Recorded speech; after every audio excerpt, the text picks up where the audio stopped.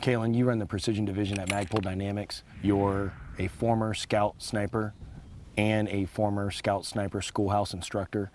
This precision craft that we're dealing with, that we're talking about, you know, I look at it as kind of two sides to the coin. One, there's guys that just love long range precision because it's so hard and it's so challenging just to do some of the amazing shots that some of these guys are doing, or world record shots that guys are doing, and obviously stressing fundamentals and so on and so forth. But there's another side to it, which is people who maybe weren't able to get into the military but have always been fascinated with the whole scout sniper, U.S. Marine Corps, long range shooting, that whole not just image but kind of culture. You're going and not just taking your real world experience, but now you're bringing it back to the schoolhouse and developing guys, meaning there's this constant rotation of you were trained by individuals who had real world experience, and then now you're starting to develop yourself as an individual in your own craft, so to speak, because we know that what you're being taught in the school are merely guidelines, but problem solving and anomalies that are going to occur, that's where the real art, I believe, really comes into. And then not only that, but the fact that when you look at what you guys do, shooting is just such a small percentage. The way you're getting there, how you're getting there, and what you're doing while you're there, it's such an intricate part. So I guess what I would like to do is for the viewers, just really kind of break down what it's like to be a traditional Marine Corps sniper. Hold half mil. Fire. Well, that's a large question that a lot of people ask themselves. You know, what does it take to become a sniper, and what kind of person and mindset does it take to become a sniper? So I knew right off the bat that that's what I wanted to do. I wanted to be a Marine Corps Scout sniper from the time I was a late teenager. I had read a couple of books, and I was just completely fascinated with not only, like you said, the precision shooting, but the actual craft of being a sniper. And of course, you know, there's the age-old adage, Marine Corps produces some of the finest snipers in the world. Some people may argue with that, other people may not argue with that, but it's more than just shooting. Just because you're an excellent shooter does not mean that you have the capability or the mindset to become a scout sniper. Our job is multifaceted, meaning that we have a multitude of different missions that we could encounter out as a scout sniper on the battlefield. Everything from area reconnaissance, zone reconnaissance, to select target missions, being in support of infantry units, being in support of air operations. 90% of what snipers do is really collecting information, collecting and reporting information. A lot of people have a lot of misconceptions about, you know, snipers collecting intelligence. We don't collect intelligence. What we collect is raw information. I have no idea what it is that somebody else at the battalion or regimental or division command post is looking for on that target site. All I know are critical elements of information that they require from me. I take the information in a raw form, transmit it via communications back to those command posts, and then there are people in the intelligence field that disseminate that information and turn it into intelligence, useful information. So we have a lot of different things going on, and one of the things that really is required of somebody that's going to try and go through the program is you have to be in the mindset of being adaptable. And of course, you know, the Marine Corps is always, you know, adapt and overcome. Well, snipers, because we have such a multifaceted mission statement, we have to be able to readily adapt to any situation that could be presented with us in our mission statement. So the individual should obviously have a strong mental mindset, just because the conditions that we operate in and some of the missions that we're faced with accomplishing, you need to have a very strong mental mindset. You really need to want to be a Marine Corps Scout Sniper. The program is extremely difficult to go through, and it's not necessarily difficult physically, it's difficult mentally, in a mental aspect, because there is just so many things that you need to learn and that you need to process and then regurgitate again to be proficient at your job. You know, we're the jacks of all trades but masters of none, because we could find ourselves doing any number of different missions out there. There's a whole art to the precision, wind calls, read and win, environments, being able to be very consistent behind the gun so that everything you're doing isn't changing. From the shooting aspect of it, That's obviously really tough and demanding as well, and those criteria that guys face. What you're describing in the overall mission, sitting on a hillside watching a target, lasing a target, calling in aircraft, that's like a whole nother, job description right there. And that small percentage, when you finally do have to take that shot, and depending upon what the conditions are, that could be tough at that point. So, I mean, there's such diversity there, and I think a lot of people think it's just sneaking around and shooting. I know urban warfare is really taking over a lot, so you find yourselves around a lot more individuals, but I'm sure in Afghanistan you might be more separate or separated in regards to either a 2 or 3 person team moving from point A to point B. So I imagine individually you have to have the right mindset because there's nobody else with you to sit there and hold your hand. Absolutely, Chris. The thing with, being a scout sniper is you have to understand that you are taking an enormous risk when you leave that friendly line. You could be operating as far as 10 miles from the nearest friendly position or the nearest quick reaction force. You could have an estimated wait time. Maybe you don't have air support for that mission. Maybe artillery is out of range or tasked with another mission for your particular set of operational parameters. So you have to understand that in a 4-man team, you have yourself and 3 other people to rely on. It takes a lot of integrity and maturity to understand the great weight that's on your shoulders as a scout sniper that's out there operationally, giving the information back to your supported unit commander or whatever unit that you're supporting. So the idea of basically just sneaking around in the woods and taking a precision long-range shot, although it's the classic mindset of what the epitome of a Marine Scout sniper is, that's not the way it is anymore. You mentioned Afghanistan. That arena, in my opinion, is almost like a sniper's paradise, given the terrain, the nature of the terrain, the ability to go on that extended patrol and utilize the terrain and the vegetation to conceal yourself and maintain that concealment while you conduct your operations. It gives you a lot more freedom as a sniper. You also mentioned the urban warfare. It presents a great challenge to that sniper, like in my case, where when I grew up as a sniper, urban warfare was not really looked upon with a great amount of respect, if you will.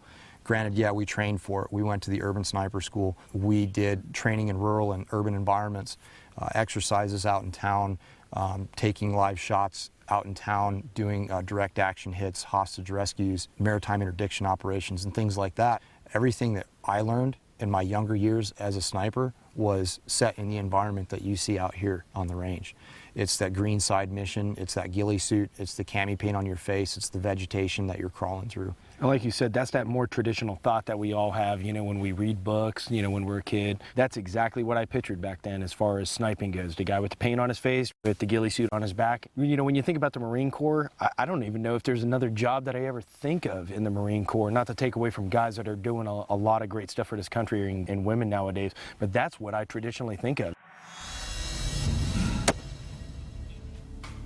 You could definitely find yourself now in a situation where you may not even take a shot. You mentioned that hillside in Afghanistan, and you might just be calling in airstrikes and you don't even want to fire or give your position away because you're sitting in a position where guys are coming through constantly, you have eyes on, and your mission objective or mission complete could be the fact that, yeah, you killed a lot of people because of the information in which you were providing, maybe an air asset or a drone or something to that effect. So I imagine there's going to be a lot of times now where you leave the arena and haven't even taken a shot. Absolutely. I've been in multiple situations where I called more fire missions, mortars and artillery, than I even fired my rifle. I didn't fire my rifle at all. I've called 28 mortar missions in one day alone because my range to the target was beyond the capabilities of my weapon system to provide that precision fire. So we resorted to using the communication assets because communication for a scout sniper or anybody in a reconnaissance role is absolute life. That's your lifeline to everything that you do. Once that communication asset goes away, you stop becoming an asset and you now become a large liability. So we resorted to calling for fire on areas of interest or areas where we would receive rocket or mortar fire from. We had the ability to have those good, clear, crisp optics to engage those targets and the good communication skills that snipers and reconnaissance assets are known for because that is our lifeline. Let me ask you another question. Obviously, in that scenario, we kind of painted Afghanistan. Go back to the urban environment. Paint me a scenario a little bit, maybe something that you've even been involved in, where you weren't busy calling in airstrikes. You're on the ground now with engagements, and of course, everybody knows where you're at. That's the thing that I always think really is difficult when you're in a foreign environment. It's not like you're an American, trying to blend in. You've got maybe a discrete case. You got to get up to a building and watch a target or something. Where you're able to fit in a little bit more. You're talking about a foreign country where you don't fit in at all. It's very difficult to blend in. And if you're rolling in, with a military unit at that point, they all know where you're at, and your window of disguise, so to speak, or concealability is severely diminished, and you're going to be with the rest of the troops taking fire at that point and not able to be more stealth or running more low profile. That brings up a great topic. There's environments that are semi-permissive to your presence, and then there's environments that are completely non-permissive, meaning that if you do step into that non-permissive environment, you're going to get shot at. It's just the fact of life. No matter what it is that you're doing, no matter what size of the force it is that you have with you, you're going to be engaged by the enemy. And in a direct combat role where snipers are in direct support of advancing infantry units, it plays a critical role because all of those missions, they come together. Not only do we need to communicate with that supported unit, we need to also provide those precision suppressive fires so that infantry unit can continue its push towards the objective. There's a multiple of ways that we can do that, but most of the time it's through a leapfrog. The snipers will push ahead of that advancing infantry unit, fight their way from point A to point B, establish a foothold, and dominate that linear terrain feature or that avenue of approach that infantry unit is going to move along. We dominate that through precision fires and supporting arms, whether that be the mortar units that are moving with that infantry company that are organic to that unit, or a heavy mortar platoon or an artillery unit that is at the rear of the lines. So we're utilizing not only our communication assets to talk to those entities, but we're also having to deconflict with other advancing units while you're experiencing all that fog of war, the gunfights, the mortars landing, the rockets landing, the massive amounts of confusion that you hear over the radio. You have to be able to sift through all of that stuff, and as a team leader, do your job, because there's other people that are depending on you to make those clear, concise decisions under that enormous amount of stress. We just talked about Afghanistan on obviously one particular mission where you may not be taking a shot, but you're still providing a very vital role. Urban warfare, say in Iraq, could be slightly different. Yeah, that's where I got all my operational experience, was over in Iraq in the Anbar province. In 2004, it was an extremely volatile area. We were seeing quite a few firefights all the time, and there are some certain areas where we would go that you pretty much guaranteed that if you got within 1,000 meters of that area, you were going to come under fire, whether it be small arms fire or indirect fire. So being in Iraq, it was a difficult situation for a sniper because it's a very condensed area and it is partially urban. But at the majority of the times, we were wearing our green camis because it was so rural. We were along the Euphrates River basin, so everything was very lush, very green, a lot of palm groves, a lot of rice paddies. So one of the things that we came and identified as sort of a limitation was the ability to remain concealed throughout the daylight hours, because the local populace activity was so intense. There's farmers constantly walking through their fields, checking their rice paddies, checking their irrigation canals, and they're farmers, so they are very aware of their entire surroundings. So if they see a footprint or something on one of their rice paddy dikes, they automatically identify, hey, something's not right on my property, and there's somebody here that's not supposed to be here. We had to adapt to that situation, and a lot of it was done doing night missions. We would just go out for the night, observe and report on areas of possible IED emplacement activity. But a lot of people ask me, what was your tour like over there? And I say, well, to put it in a nutshell, it was a 6-7 month long hunting trip, because that's all we were doing, is we were hunting.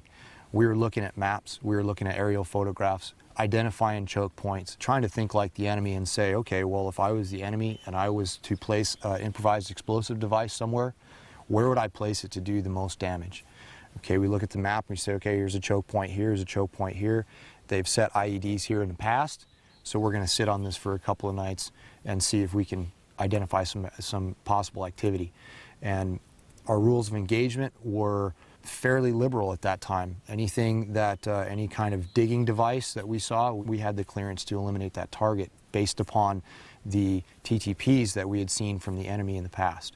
Well, I imagine, you've got a couple different aspects too. I mean, that you're still able to sneak around, and when, of course, you think of a traditional sniper, that's exactly what most people envision. But there's times where you would be attached to a unit doing a push, and I imagine you could find yourself in a situation where you don't get the option of being low profile because you're in the middle of a city, you're part of that unit, you're there as a capability, but now you're, in a sense, you're in the same firefight as everybody else is in, and you don't necessarily have the distances involved, where you might be taking a 1,200 or 1,000 yard shot that puts you pretty far away with the ability to call in air, because it doesn't matter at 1,000 yards whether they get impacted by mortar, rockets, or a drone, whatever the case is. Whereas now everything has to, in a sense, be done by hand. So I imagine that's going to be another aspect Absolutely. that you face.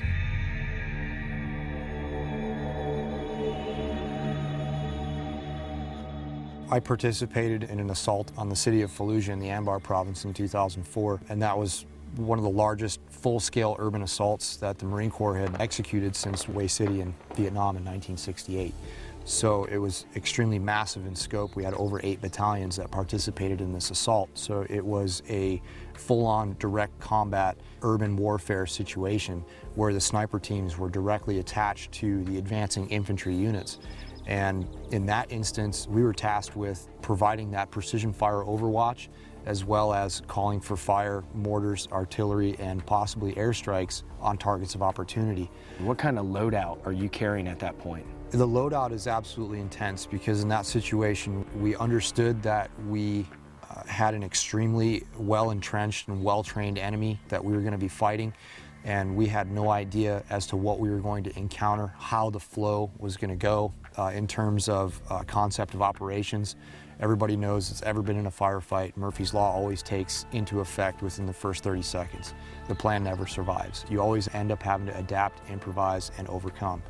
So we were loaded extremely heavily. I was extremely well loaded out because we didn't know what we were going to come up against. We wanted to be prepared for anything. We had no idea when we would possibly be resupplied with ammunition, water, or food is on the absolute bottom end of the totem pole at that point in time. So I had carried a 9mm Beretta M9. I had 5 magazines for that pistol. I carried an M4 carbine, and I had 15 magazines for that weapon system on my body.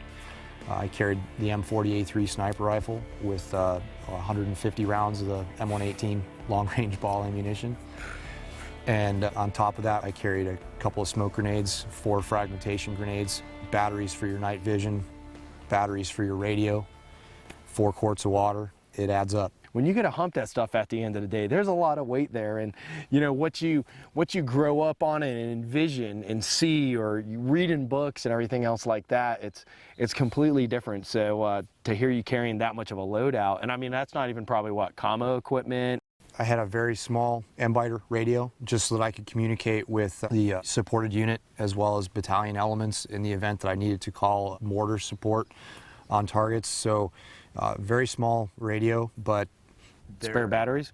Spare batteries for the radio, spare batteries for the night vision, spare batteries for So you're carrying the everything. night vision. How big's your night vision? You're carrying a 22? No, I chose actually to carry to mount the Simrad on my M40A3. It's a dedicated night vision optic for the sniper rifle, extremely heavy. So I had to carry that in a backpack along with extra batteries for it.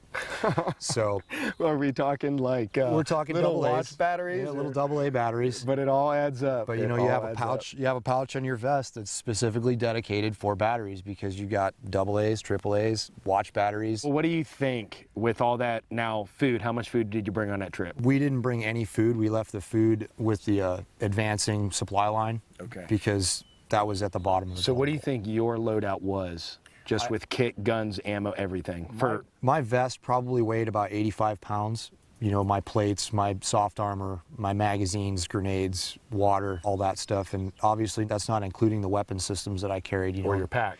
The M40A3 was 20 pounds. The M4 carbine's about 7 pounds, you know, with an optic on there. And obviously the pistol is not much, but in that situation, ounces make pounds and pounds make pain.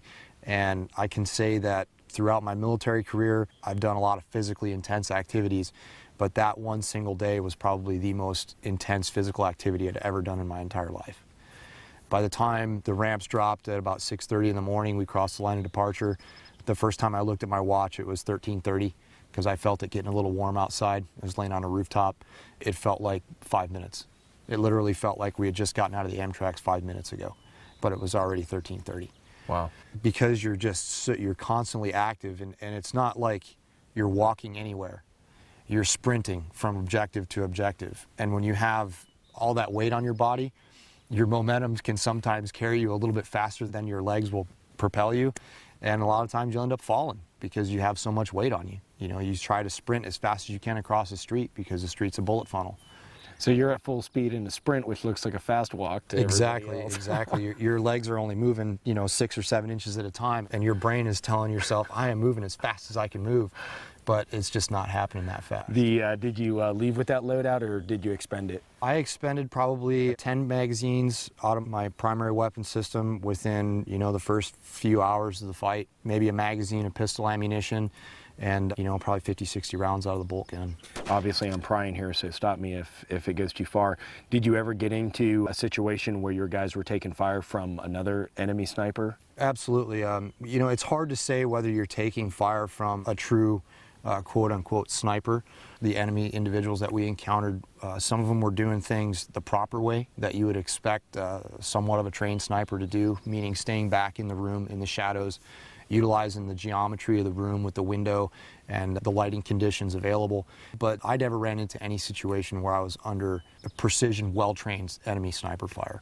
Basically, it was ineffective sniper fire from individuals that weren't well-trained. But most of the time, we would identify enemy individuals that would pin down advancing infantry forces. We'd get a radio call, hey, we need you to come up here and take care of this problem for us so that we can continue our advance. And usually I would do that by calling for fire on it, using our organic mortar support or precision rifle shot.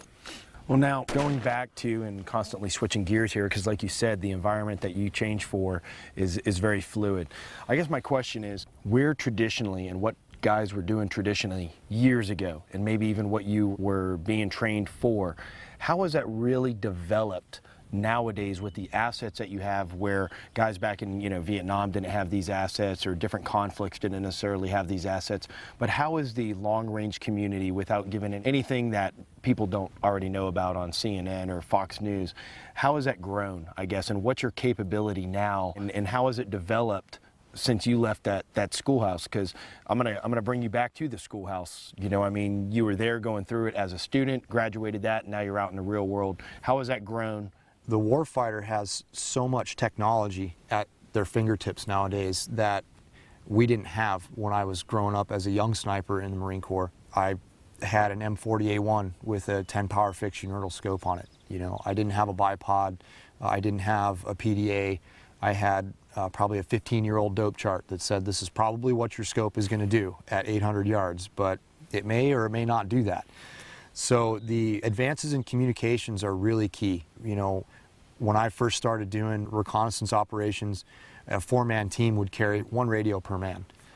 Basically, we would carry radios that allowed us to communicate with our other teams that were in the area of operations, radios that would allow us to communicate miles and miles and miles back to our surveillance and reconnaissance center to collect the information that we were reporting, radios that we could communicate with satellites, and other radio that we would use to communicate with air assets or the direct action force that was eventually going to come in and do a training operation on the target site we were reporting on. So every man was carrying a radio because at that time, that was the technology that we were limited to.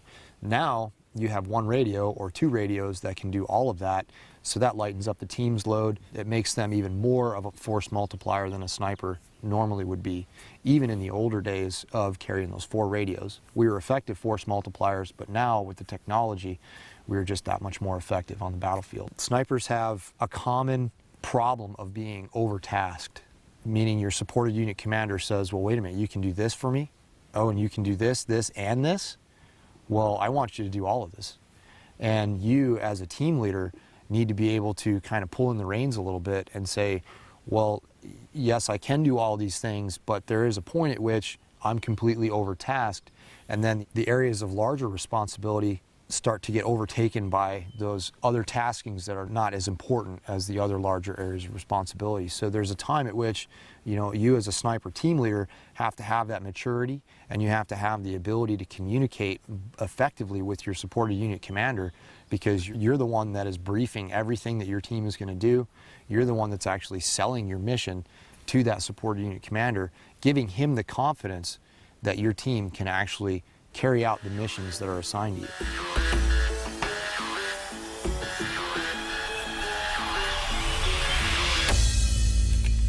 You talked about scopes. How have the guns changed, the scopes changed, the electronics in regards to the PDAs and the ballistic solvers and computer systems that are now available to you guys for having to take that shot? The fact that you have air assets cut off to you to utilize those in a situation where you might be doing a combination of shooting and, it gets out of hand because you're a small unit. So at that point, once the gunfight starts, everybody knows you're there. So in a sense, you're compromised. So to have those air assets available to you, or gunships, whatever it is in that arena, to where now this capability is just really gone from, I've got better data on target now, I've got better data to put into my guns, I've got better scopes, better equipment, better guns. Just how has that grown? It's grown exponentially, actually. The guns, we've always had good guns. The Marine Corps has always had very accurate rifles. The rifles have progressed with the ergonomics of a new stock, making that rifle more customizable to that shooter, because everybody's body mechanics are different. So that actually helps out considerably in that shooter's level of precision and accuracy and setting up that rifle for them. The scopes, the optics have come probably the farthest. We're utilizing new, really high quality glass scopes from Schmidt & Bender and Premier reticles. They are really enhancing that rifle's capability to deliver that precision. Whereas my old unilateral scope, I can only focus parallax at your 1 yard line. At 300 yards, we would focus parallax for. And I look back now and I see, the scope that I have on my rifle now, I check parallax every single time I get down behind the gun. Every single time I transition to a longer range target or a closer range target, I'm checking parallax. And I look back on it now and I say, how did I ever qualify? How did my boss ever qualify with all that gear? It's just focusing on those core fundamental skills that enable you to power through that lacking in equipment. So the optics have come probably the farthest. Our personal gear, our web gear, the gear that we carry, all those magazines and the fragmentation grenades, our body armor has come a long way. I've seen Marines receive multiple impacts in their plates and still continue to fight. They're able to go get another plate, replace that broken plate, and continue in that fight.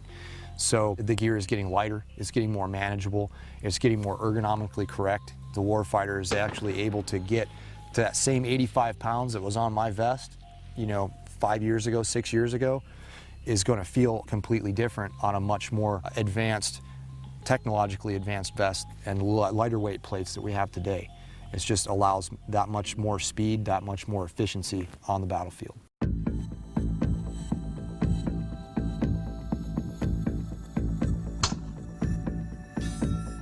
Obviously, we're now exposed to a lot of changing environments, a lot of different missions within that one arena that you found yourself in. Now you come back and take that experience back to the schoolhouse. How does that change? You know what I mean? How does that change from your perspective? I know from my experiences, what I saw and what I was being taught never 100% translated over to the real world experiences that you found yourself in. I just was never really exposed for how it went down. So now my goal is to try to expose people to a little bit more of this is exactly how it's going to go down. It doesn't always work that way. So how did that work for you? Well, before I became an instructor, I went on a standard Western Pacific deployment. We did our normal training workups as scout sniper teams would usually do, attached to infantry companies, doing everything that we would get trained to do back here stateside. So I decided that I want to grow and teach. I enjoy teaching, so I decided to apply to become an instructor. At that time, it was the 1st Marine Division Scout Sniper School. So I started teaching in 2001, and I really enjoyed myself. I enjoy teaching. I enjoy trying to pass that knowledge on, because every single student that comes in front of you, they all learn differently.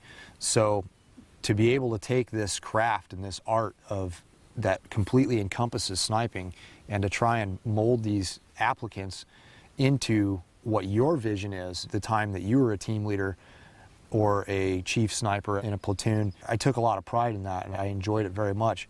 There's a way that you get trained, and then there's a way that it really happens. And I think every instructor tries to take what they've learned in reality and instill it into the curriculum that they're teaching, because that's your responsibility to make that curriculum grow and expand over time. So a lot of the things that I learned on training missions, like the gear, how much weight is it that you're really going to carry? Well, I can tell you right now, I routinely carried a 100-pound ruck on training missions. So the guys at the schoolhouse, I feel as though in my mind that these guys need to be exposed to what it's like to carry a 100-pound ruck for 4 or 5 days with that much weight to over an extended patrol over varying terrain. Being a team leader and having the constant mental stress of what-ifing certain scenarios throughout that entire time that you're on that patrol. What if this happens? What am I going to do? What if I receive contact from the front, left, right, rear? What am I going to do at this particular instance? How am I going to get across this danger area? And these are all things that should be going through your mind as a team leader.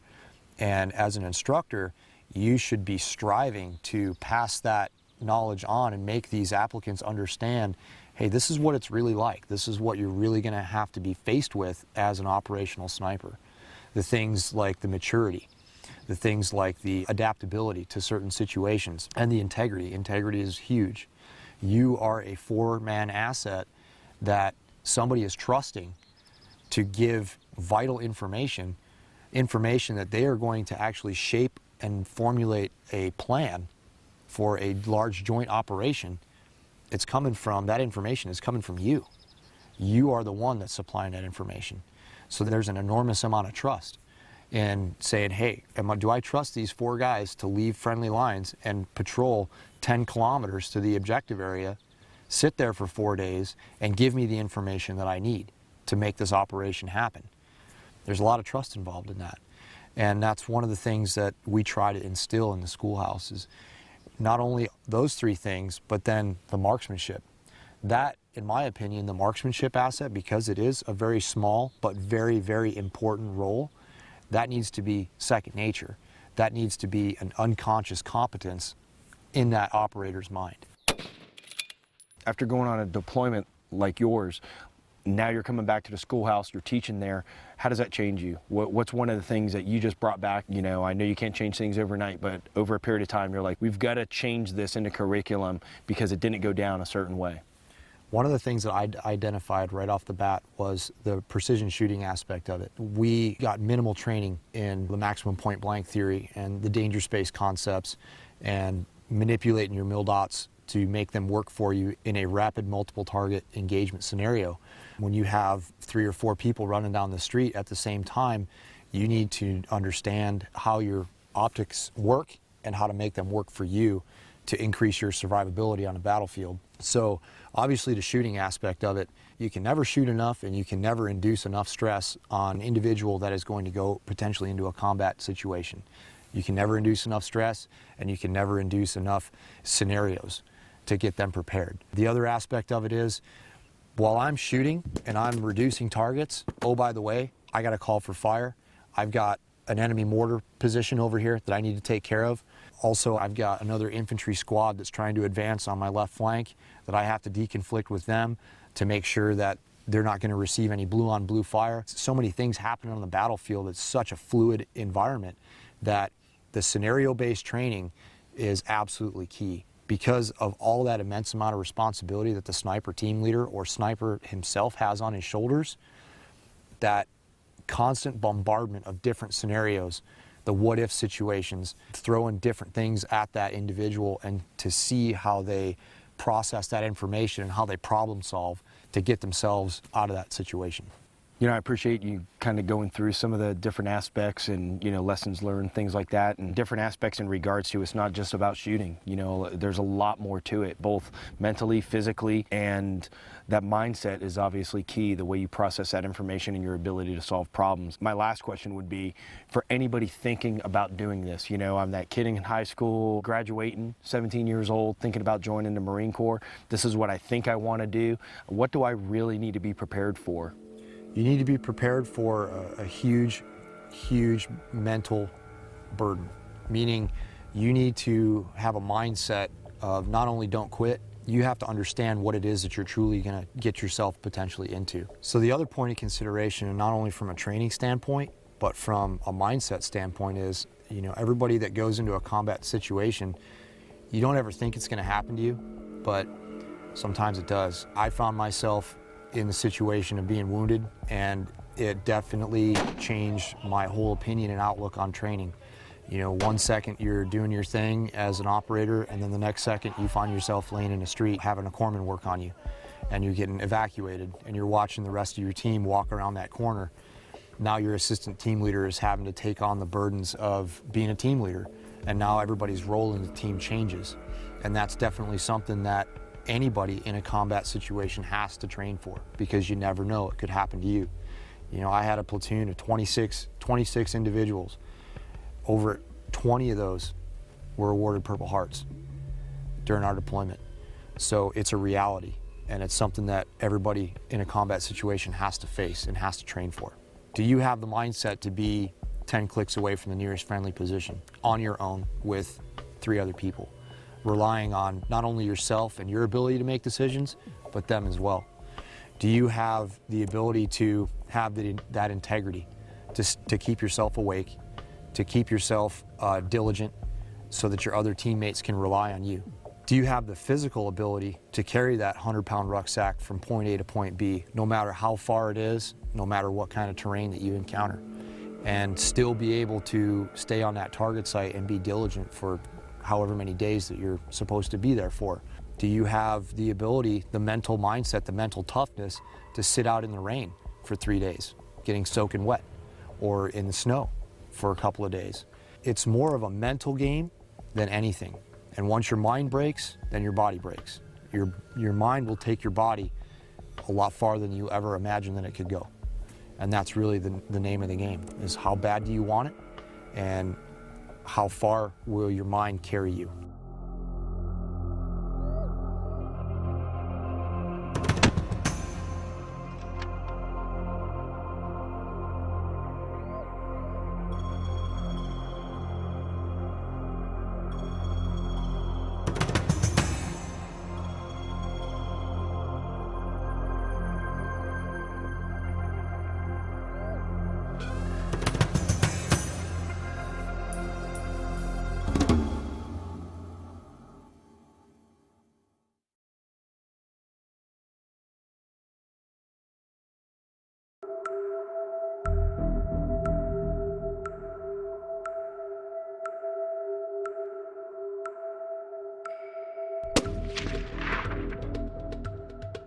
In your opinion, what's the difference between a military sniper and a law enforcement sniper or marksman or designated marksman, or now for political reasons we have to say, hey, it's an open air option, but at the end of the day we know what that option's for. That option's for taking a shot on somebody because they probably are dealing with a hostage situation. I mean, they're not there to serve Hallmark cards. So what do you see as a difference or not a difference? Well, one of the first things I want to say is that there's a lot of people out there that consider law enforcement snipers and military snipers separate, meaning that they don't have very much in common. And quite frankly, in my opinion, that's just not true, because the difference is mainly just mission statement between a law enforcement sniper and a military sniper. However politically correct you want to be with it, they're still there to do that exact same job. The fundamentals of marksmanship are the same. Whether you are a law enforcement sniper or whether you're a military sniper, you still have to manipulate this weapon system exactly the same. The only thing that's going to change is a mission statement. And actually now we're starting to see that mission statement evolve. Law enforcement snipers are actually being employed very, very similar to military snipers in the forms of reconnaissance and surveillance. One of the main differences for a law enforcement sniper is in the military, snipers have marksmanship as 10% of their responsibility. When a law enforcement sniper receives that call out and arrives on the crisis site, that 10% responsibility is now 90% of his responsibility on that crisis site. He shows up to that crisis site and he's being called there for a specific reason, to take a surgical shot to reduce a threat. Specifically, how does the training slightly differ based on that mission that law enforcement officers end up facing? Well, They can differ in a couple of different ways. Mainly in the marksmanship arena, it's having the potential to shoot through mediums, such as a screen or shoot through glass, whether that suspect is either in a room behind multiple panes of glass, or whether he's in a vehicle behind a windshield or behind some safety glass on a side window, passenger or driver side window. So there's that aspect of it, and then there's also the aspect of it, this law enforcement sniper could find himself in a very unconventional, offhand or unsupported position that he has no idea what he's going to encounter coming up on that scene. He could pull up on scene in his patrol car and jump out of his car and have to take a shot across his hood because the situation deteriorated that quickly. Or he could be sitting in a hedgerow for 1 or 2 days as negotiations take place with that suspect or that barricaded suspect in that building. From a mental aspect, that's why it's very similar in the whole grand scheme of things to a military sniper. In a combat situation, we don't know what we're going to come up against, but we got a pretty rough idea given our map study, given our aerial reconnaissance photographs. Your intelligence. Right, all of the intelligence that we've had or lack thereof for that particular operation. But the law enforcement sniper, he really doesn't have that unless he's intimately familiar with that address or that certain block that was his beat beforehand.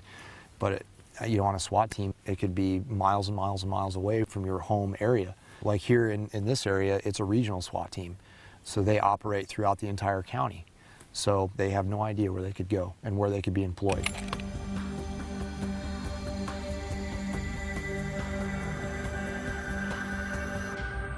So what you're looking at there is the margin of error, target's foreground, background, all that has to be taken quickly into consideration, and then of course the shot that they're taking. We're happy if we can. I mean, if you get a guy at 1,000 yards and you get a shot on his body, that's an awesome shot. You know Absolutely. what I mean? Worst case there is he may still be fighting a little bit, but chances are he's gonna bleed out before he gets to you. Whereas law enforcement, they have to take a much more critical, precise shot.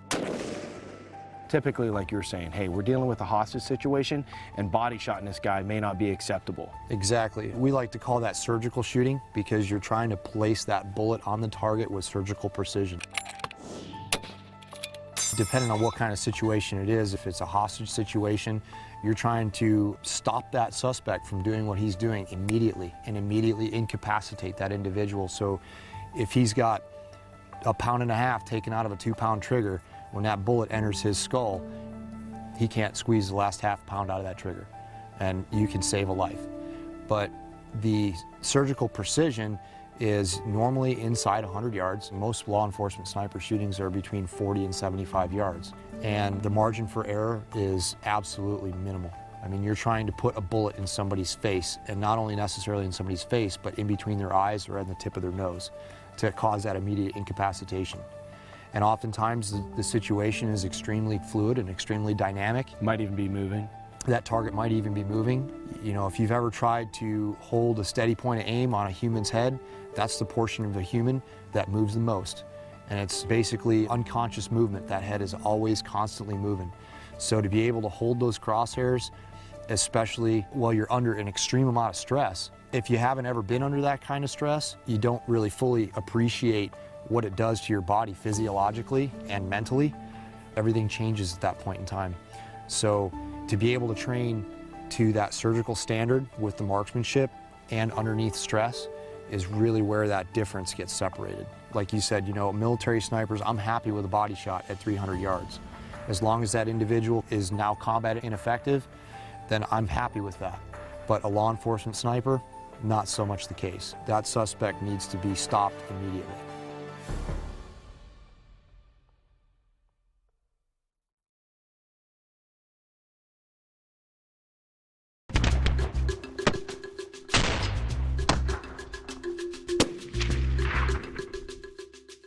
So dealing with precision weapon systems, I think most people's minds go straight to that bolt gun. But as technology and weapons have gotten better and better, the semi-autos are finding themselves in a military role more and more often. What are your thoughts on some of these semi-automatic weapon systems? Well, I think that semi-automatic weapon systems in the precision community definitely have their place. Snipers and semi-automatic weapons go back a long way, okay? They go back all the way to World War II, dealing with the M1 Garand, with the C version. The C version of the M1 Garand had an optic on it. It was offset to the left, so it could still facilitate loading of the weapon system from the top with the 8-round clip magazine. But still use the end block clips. Yes, exactly. So that presented some challenges, but not everybody could have that accurate match grade 1903 Springfield with the Lyman Super Spot target scope on there. It was definitely a fix for a problem. As time progressed and programs progressed, generally speaking, in peacetime, funding for snipers and research and development for precision weapons kind of sinks low a little bit. It's not a priority. But generally, when wartime ends up happening, commanders see the benefit of the snipers and how well that they can be a force multiplier on a battlefield. Funding starts getting driven towards their research and development of new weapons, new communication systems, and anything to enhance their capabilities. So, I mean, what we have here today is just a broad spectrum of the current semi-automatic weapon systems that are available to our military snipers. They all serve a purpose. One of the benefits to having all these different types of weapon systems out there, to include the bolt-action rifle, the sniper has the capability to kind of have a suite of weapon systems to choose from to fit the mission that he's been tasked with accomplishing. They all serve their own purpose.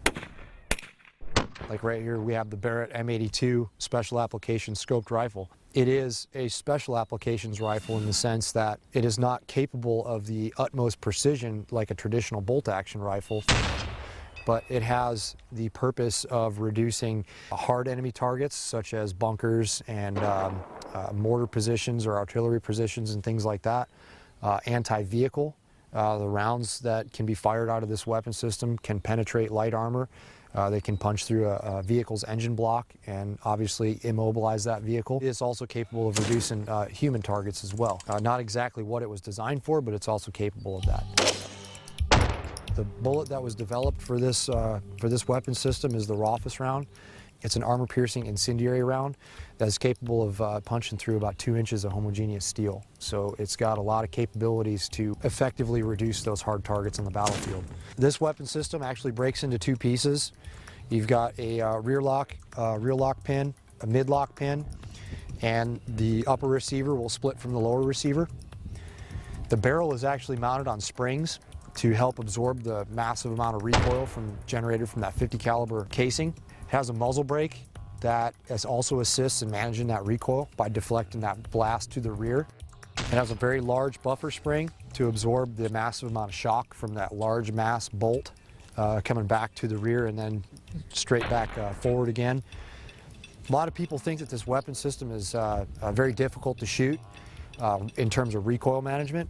It's actually about the equivalent of shooting a 12-gauge shotgun, okay? There's a lot of concussion involved. The muzzle brake causes a very large signature, okay? So in a position, in a rural environment or in a green side environment, generally speaking, as soon as you fire this weapon system, your position, you can pretty much consider it compromised due to the massive amount of signature. Different tactics have to be developed in order to mitigate that problem and increase that team survival on a battlefield. The weapon is very heavy. This weapon weighs about 36 pounds with a full 10-round magazine and ammunition. Me personally, when we used to employ this weapon operationally, if we were doing any sort of foot movement, we'd break the weapon down into 2 pieces. One individual in the team would carry the upper receiver.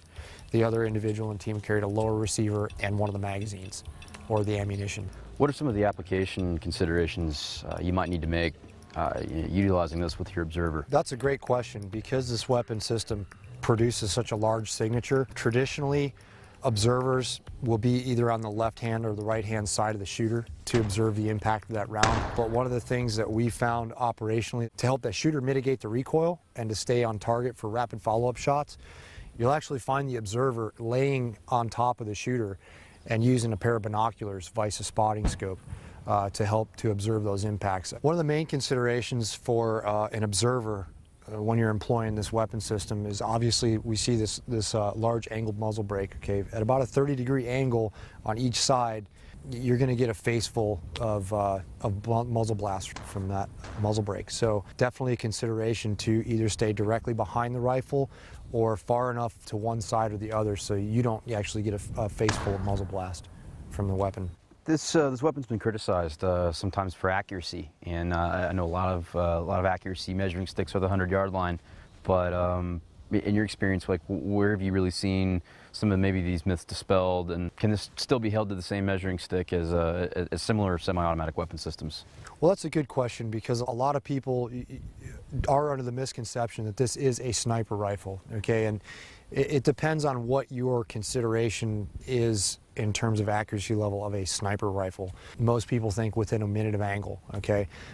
Obviously, this weapon is not capable of a minute of angle, just simply because of how much movement is in the barrel is on springs. It's not exactly capable of that much accuracy, but that's not exactly what this weapon was designed to do. And that's where I think a lot of misconceptions arise, is that they're trying to make this weapon into something that it's not.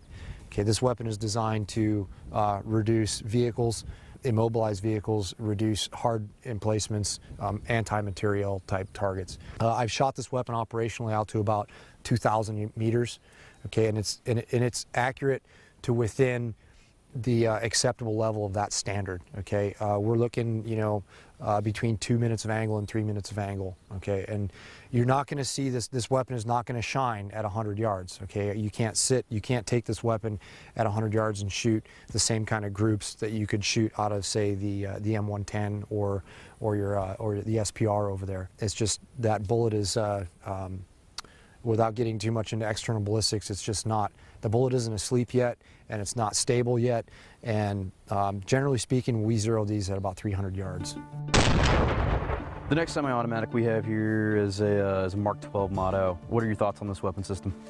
I think that weapon system was developed with a purpose, and that purpose being to give whatever unit or team the capability of having a precision weapon, and also the added benefit of two things: blending in and not standing out as a sniper, because obviously, especially me as a sniper, when I'm observing and reporting on the enemy, a sniper is pretty high on my target priority list, okay? Sure.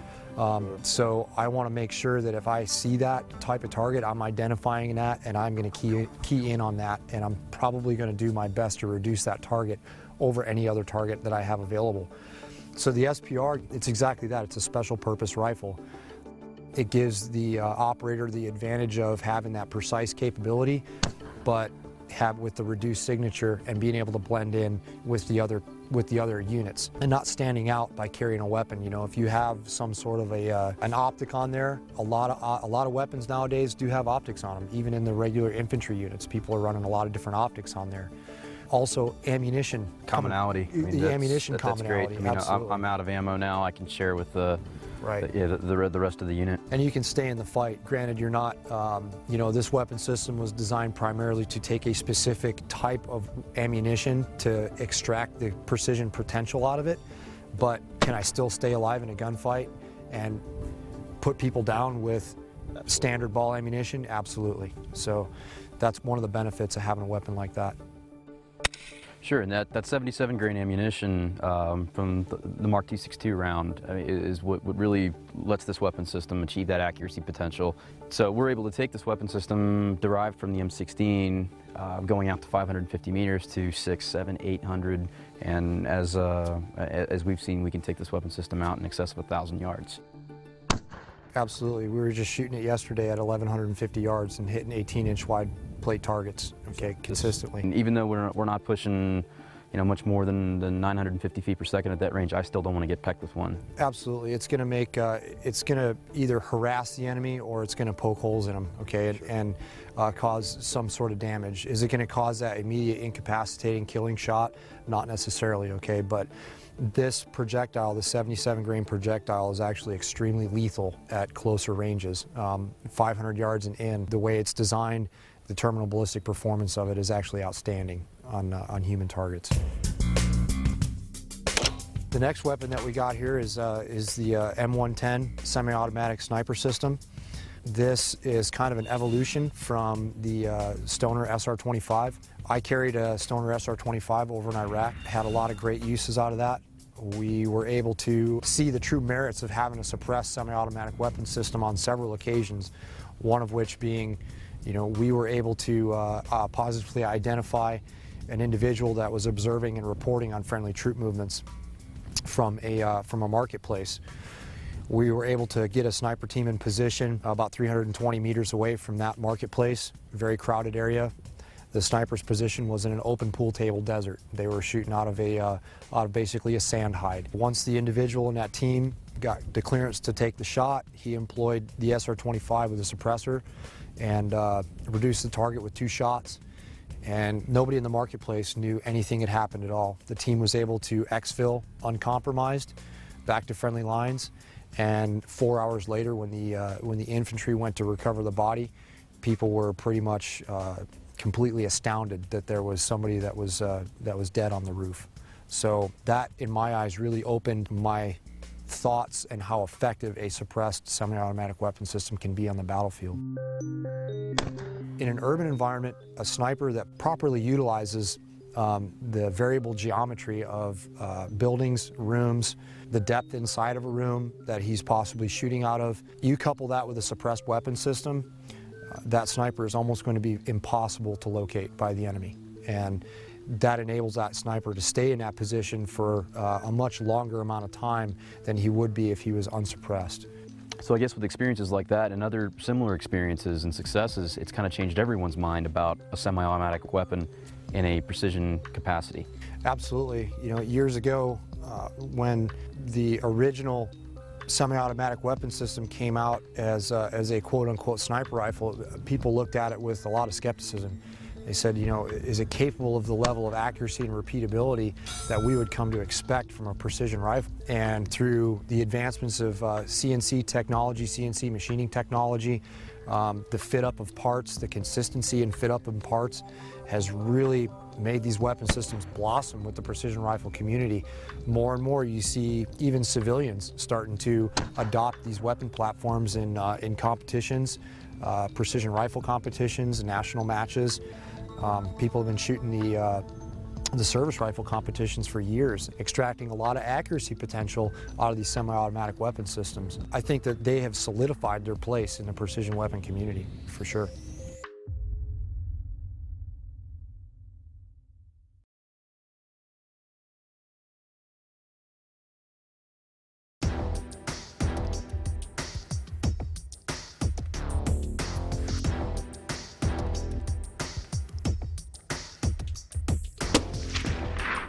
Essentially, a data book is a journal of your shooting with one weapon system or multiple weapon systems that logs all the data that you see as pertinent as a shooter. Traditionally, a data book was used to track elevation and windage data for a multitude of density, altitude, or atmospheric conditions for a particular weapon system. Now, with the advent of ballistic computers and ballistic solvers that are available to the shooter's fingertips, the data book is not necessarily as useful as it once was. There's still multiple applications that you can use a traditional data book for in precision shooting.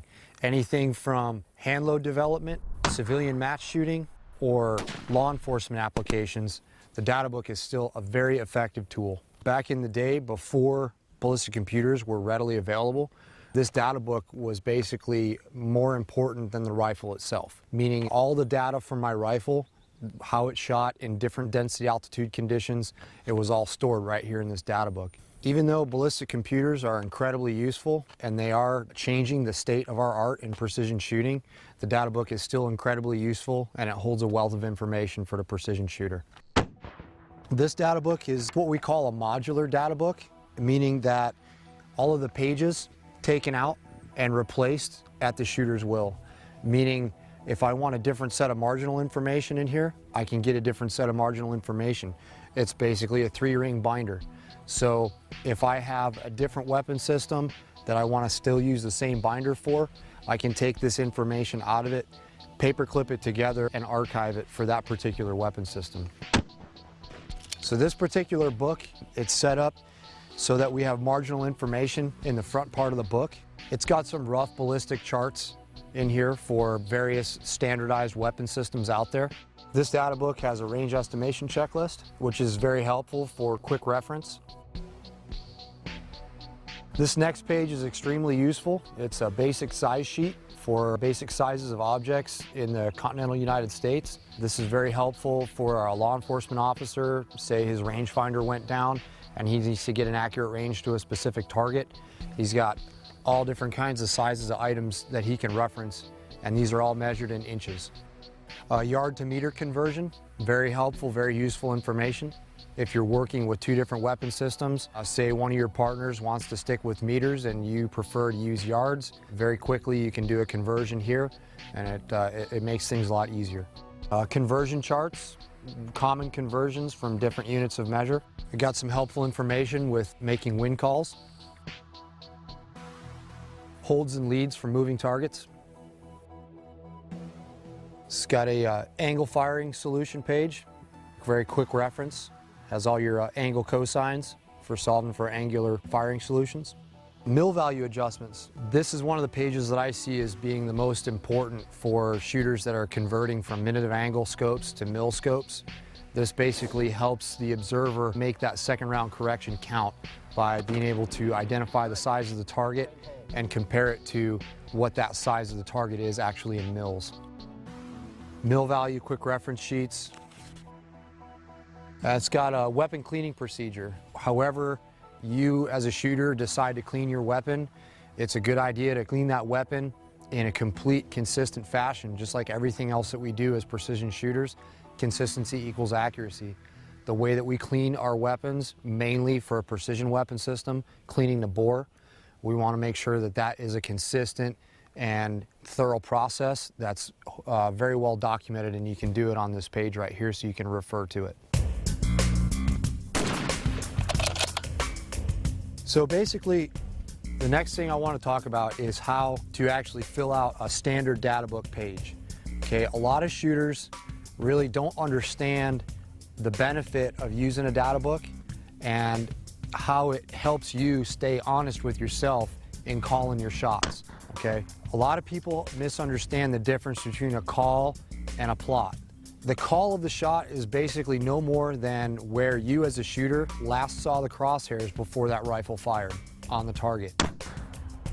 Obviously, there's a certain amount of error that the human component can add to the problem in precision shooting, so we obviously cannot always put those crosshairs completely center mass in the target each and every shot. So what we do is we make sure that we call our shots so that we're honest with ourselves and especially honest with our observer, so that the observer is not chasing that shot from the left or the right side of the target and wasting time and not being an efficient team. As you can see on this data book page, it has all your marginal information up on the upper left-hand corner, everything that you really need for your atmospheric conditions, your date, your time, location, barometric pressure, humidity, altitude, temperature. Also has lighting conditions, wind speed, and wind direction. The wind direction is basically in a clock method, very, very simple. You basically just draw an arrow where the wind is coming from and then mark the box as to how fast it was blowing. This is for a zero page. So if you're actually out there zeroing, me mainly now, I use this page more for load development when I do my hand loads, so that I can track the group size of those hand loads and record all this data so that I can reference it later. Basically what you're gonna do, there's a spot here for elevation and windage. And if you want to track that elevation and windage, each and every shot, you're gonna mark down what that elevation and windage was as you adjusted it. The next box over is the call box. And if I made a good shot and I called that shot 100% center mass, I'm gonna make a dot in the center of that target where the crosshairs were before the rifle fired. Now say if I made a bad shot, if I called that shot at 6 o'clock or 9 o'clock, inside or outside the black, basically I'm just gonna use my pencil and I'm gonna make a dot where those crosshairs were.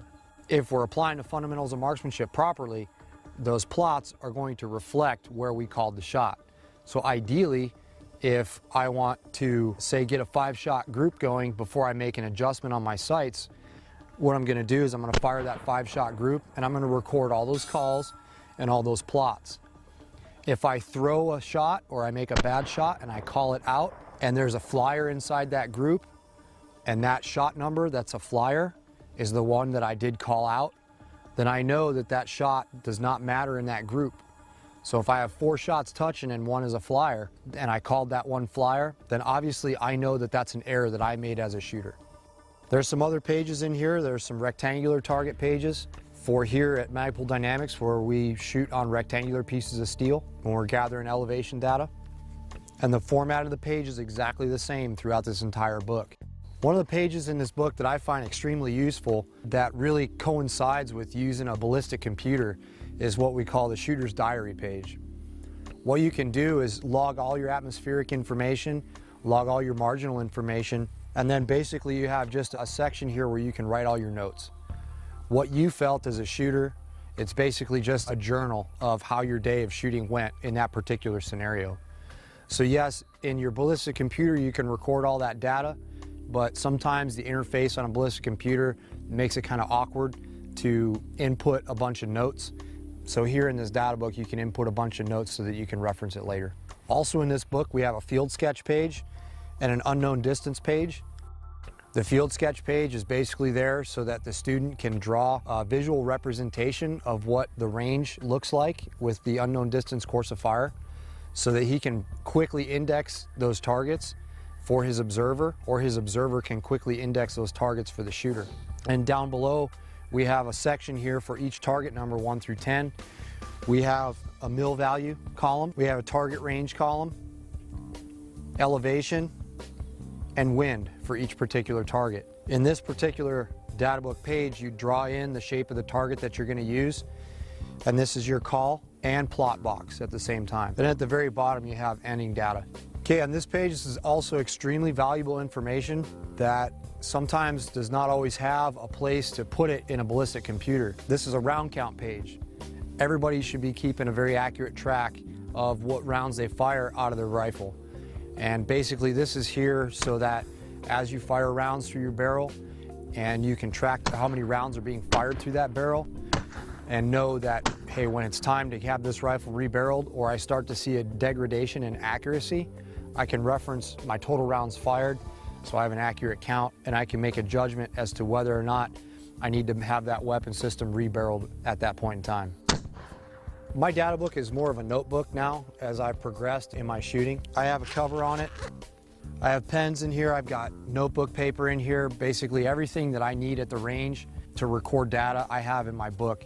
I've also included a couple of different pages that I've found very useful to me as a shooter. One of the great little sheets that I have here that's very useful, that I find very useful, if you don't have a ballistic calibrated reticle, obviously you can make your own using a ballistic computer and identifying what hold points that you would like to use. This sheet is very handy. It's laminated so I can use a map pen on it, and I can use this sheet for a second focal plane optic, and then I can have another sheet with the same information on it for full power and half power. So one sheet I'll do full mil holds on a full power second focal plane scope, and then once I find the true half power setting that scope, I'll make another chart specifically for that half power setting. So now I've got two charts that I can go off of in perhaps a combat situation if I need a quick reference for utilizing maximum point blank theory to engage targets. So we understand that the ballistic computer is truly the wave of the future and the state of the art of precision rifle shooting. However, the traditional data book still has its place and will continue to firmly have its place in your pack as a precision rifle shooter.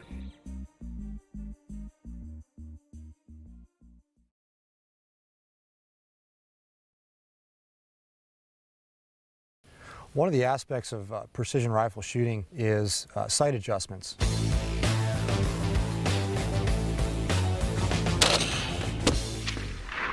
Not everybody has the benefit of a calibrated reticle system or a ballistic reticle system in their scopes, so us as precision shooters are forced to manipulate our sights both for elevation and windage. It's very easy to get those adjustments mixed up, whether you're going left or going right, whether you're adding elevation or subtracting elevation.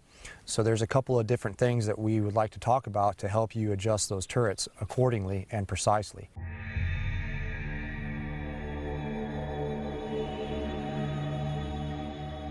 The first of which, all of our scope adjustments, whether we have a open sights or a telescopic sight, we adjust the scopes with what we call angular units of measure. Angular units of measure are usually in the form of minutes of angle, mil radians, tenths of mil radians, or shooter's minutes of angle. And there's some other more odd scopes out there that use 1 inch per 100 yard adjustments.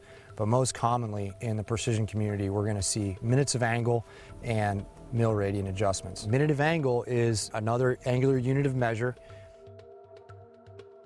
And our adjustments are generally in 1 full minute of angle adjustment, half minute, or 1/4 minute of angle adjustments. 1 minute of angle is equal to 1.047 inches at 100 yards. Because it's an angular unit of measure, increases proportionally with distance. So at 100 yards, it's 1.047 inches, but at 1,000 yards, 1 minute of angle equals 10.47 inches. So as we can see, that distance increases proportionally.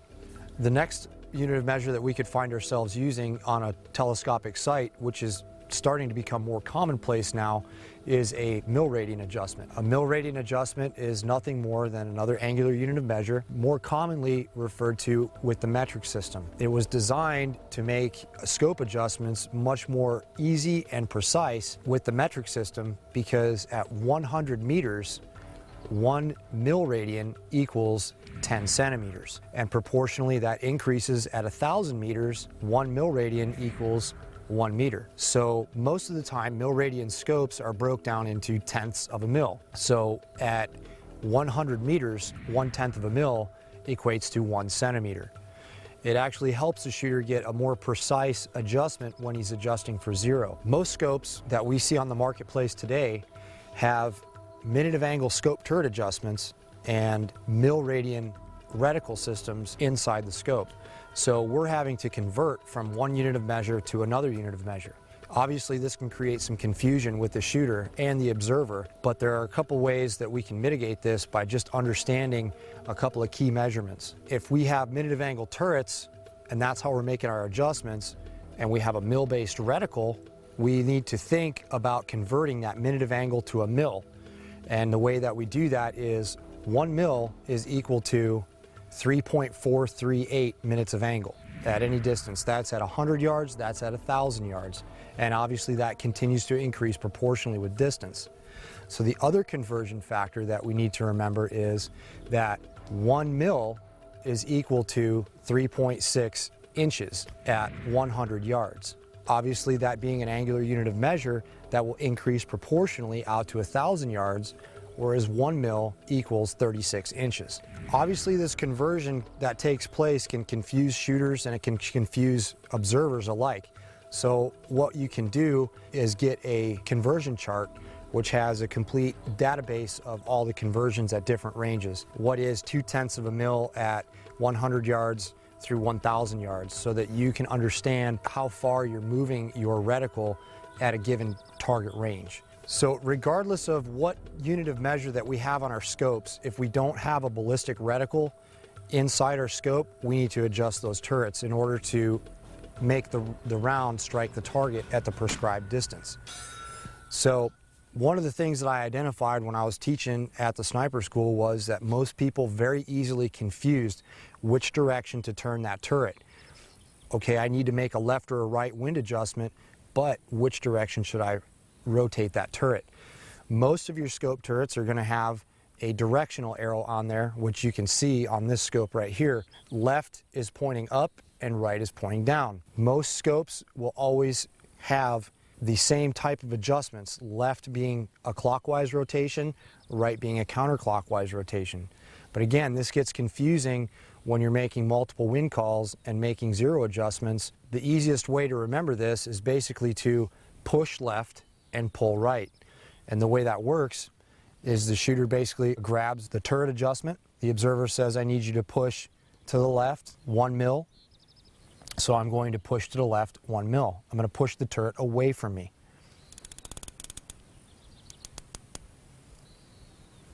There's 1 mil adjustment.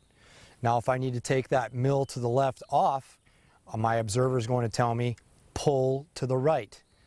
So I'm going to grab my turret and pull right 1 mil. I'm going to pull the turret towards me. And there is my 1 mil adjustment. This works for elevation the exact same way that it works for windage. Okay, I'm going to pull the scope turret towards me to add elevation, and I'm going to push the scope turret away from me to subtract elevation. It's a real easy way to remember which direction that you're spinning the turret. It's very common for shooters to get confused when they're making multiple wing calls. They adjust that turret the wrong direction and they don't even know it. So by keeping that dialogue consistent from time after time after time, it gets that working in your brain, and that eventually will become unconscious competence, meaning that you'll do it without thinking about it. In most situations, when the shooter is faced with a gusty wind or an inconsistent wind, it can become very complicated to continuously adjust your turrets to compensate for that wind. So primarily what I like to do if I'm running a traditional turret scope, I'm going to dial my turret for elevation, and I'm going to use that mil-dot reticle inside my scope to compensate for wind, because it's just a lot easier to shift from the left to the right in a changing wind than it is to get confused with, hey, wait a minute, how many mils do I have on my turret, or how many minutes do I have on my turret, and whether I'm to the left or whether I'm to the right. It's just very simple to dial for elevation and then just use holds for wind, left to right. In some situations, the shooter can find himself in an area where a rapid multiple target engagement environment exists, and he won't always have time to dial turrets, and this next method is a way to completely eliminate dialing new turrets at all. Basically, one of the techniques that I like to use is once I get into an area and I identify my maximum engagement range and my minimum engagement range, I can pick a midpoint. And when I pick that midpoint, I'm going to actually dial my turret for that midpoint range. So say my close engagement range is 100 yards and my far engagement range is 500 yards. One of the things that I'm going to do is I'm going to dial my turret to a 300-yard setting. By doing this, I am altering the 0 point of my trajectory. I'm either moving that 0 farther away or I'm bringing that 0 point closer to me. With a 300-yard 0, with a standard 308 Winchester, 175 grain bullet moving at about 2,600 feet per second, I have a maximum point blank range of 382 yards. That means with a 0 setting at 300 yards, I can hold center mass on a 20-inch tall target and still achieve a hit in a 20-inch vital zone at 392 yards. And I can do that all the way back to the muzzle because the bullet is only going to rise about 9 inches above the line of sight. So it's very, very fast and it's very, very easy to do. Not only combative shooters will use this technique, but it's really good for the hunting world as well, because now the hunter only has to dial one elevation and he has a large engagement range that he could engage a target. Now, using a ballistic computer, it's very easy to find this information out. In a ballistic computer, all you're going to do is manipulate your 0 point and move your 0 point from 100 to 300 yards. When you do that, you're going to look on your range card or whatever it is that that ballistic computer gives you as a result of moving that 0 point.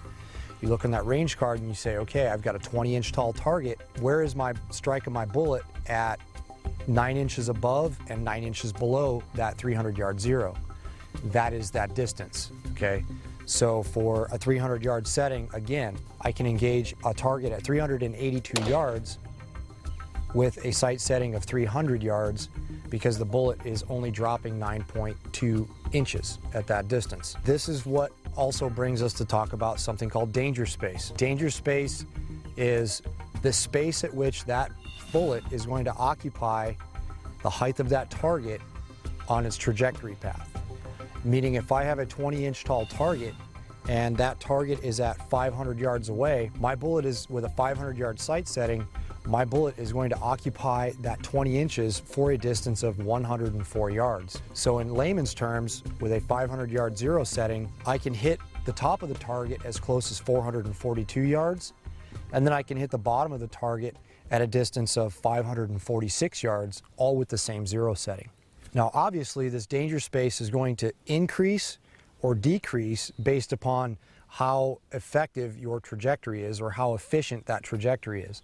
Obviously, with a faster moving bullet, a higher BC bullet, that danger space is going to increase. With the .308 caliber projectile at 175 grains to 2,600 feet per second, the danger space for a 20-inch tall target at 500 yards is, that distance is 104 yards. The danger space at 800 yards for a .308 that shrinks down to 43 yards, because as that bullet is losing velocity, it's also having a sharper, steeper trajectory, and my margin of error shrinks down.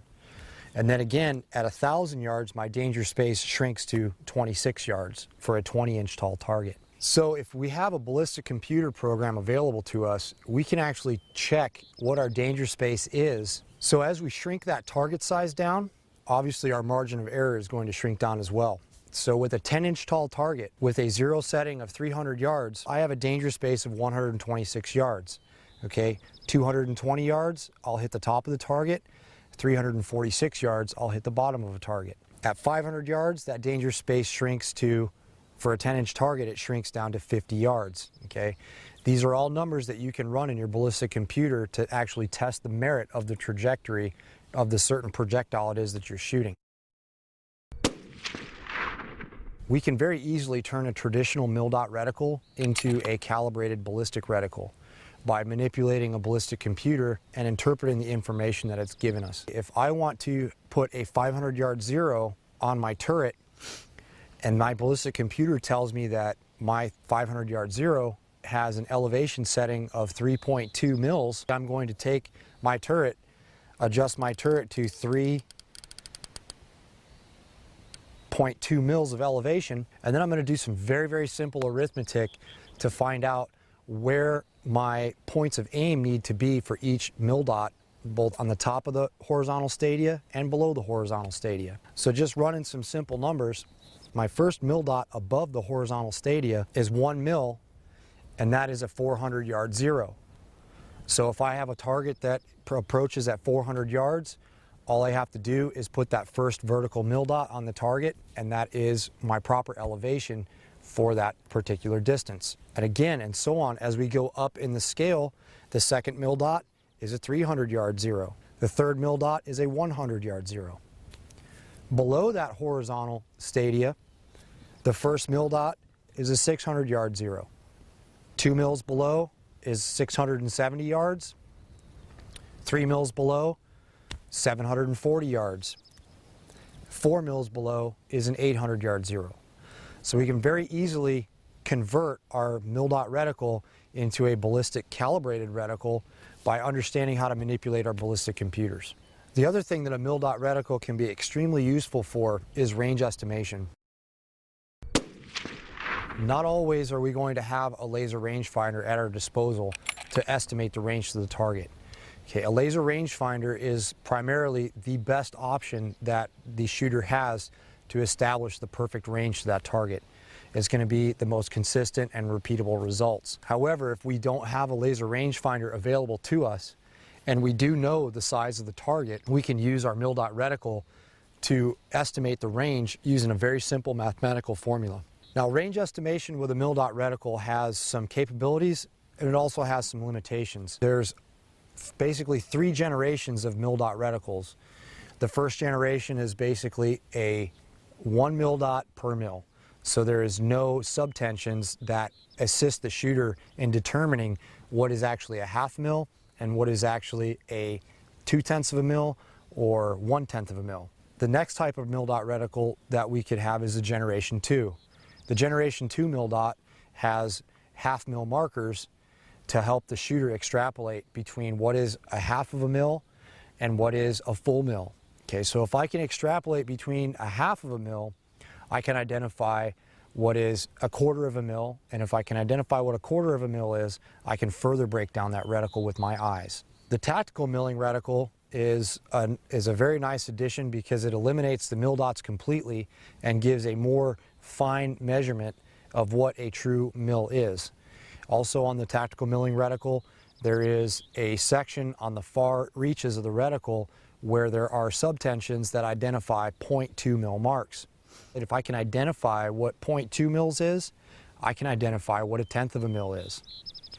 Essentially, all we're doing when we estimate the range to the target with a mil-dot reticle is using our reticle as a tape measure. We're measuring the width of the target as it is in mils. It's very important for us when we measure that target in mils to get to the nearest tenth of a mil to make sure that the formula is as accurate as possible. Now, the limiting factors in using a mil-dot scope to range estimate targets is, number one, whether you have a front focal plane or a second focal plane scope. A first focal plane scope, you're going to be able to estimate the range to that target at any given power setting. However, with a second focal plane reticle, most scopes have a set power that reticle is calibrated to. Most of the time it's at full power. You need to check your scope's manual and make sure that you're fully aware as to what power those mils are actually calibrated to, that 3.6 inches at 100 yards or 10 centimeters at 100 meters. Secondly, you need to know and understand your reticle. Some mil-dot reticles have spherical mil-dots, which are sometimes referred to as baseballs. Other mil-dot reticles have elliptical mil-dots, which are sometimes referred to as footballs. It's very important that you understand the difference between those two dots because it directly relates to the actual division of measurement in that 1 mil line. Another limitation in using the mil-dot reticle to estimate the range to your target is, obviously we need to know the size of that target in some sort of measurement, and generally speaking that's going to be in inches or yards. However, not everything is the exact same size. If we're out here on this type of range and we're actually shooting at steel plates that are consistent measurements, the mil relation formula works very, very well, and it can be very, very accurate to a certain distance. There are two certain factors that we need to remember when we're estimating ranges to targets. Number one, if we look at this magazine as a steel target, a rectangular steel target, if this steel target is completely square to you and plumb to you, meaning it's 90 degrees perpendicular to your line of sight, and it's plumb, meaning vertically square to your line of sight, we can measure the width of that target and we can measure the height of that target and compare those two using our mil relation formula to get the best distance to that target. However, if I slightly angle this target in a vertical plane, or if I angle that target in a horizontal plane, if this target is 18 inches wide and I angle that target to me as the shooter in a line of sight, that target is no longer 18 inches wide. So that's something that we need to take into consideration when we see our targets. We need to say, okay, is that target, does it appear to be angled to me? If it appears to be angled in the vertical plane, I'm forced to only use a horizontal measurement. If that target is angled in a horizontal plane, I'm forced to only use a vertical measurement because this is the only true length of the target. Some other uses of the mil relation formula for particularly not only hunters but in a tactical environment as well is we can use simple algebra to reverse that mil relation formula. So if I know the range to my target and I know the width of that target in mils, I can actually reverse the mil relation formula and come up with that target size in inches.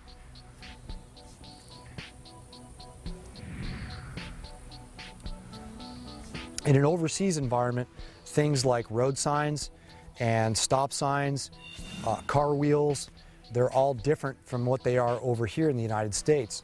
So one way that you can build a database in your data book is to estimate the range to a particular target of interest, maybe a road sign or a vehicle, a common vehicle in that area of operations, get the range to it as a laser rangefinder, mill out the target with your mil reticle, do the reverse math, and now I come up with an inch measurement for that particular target.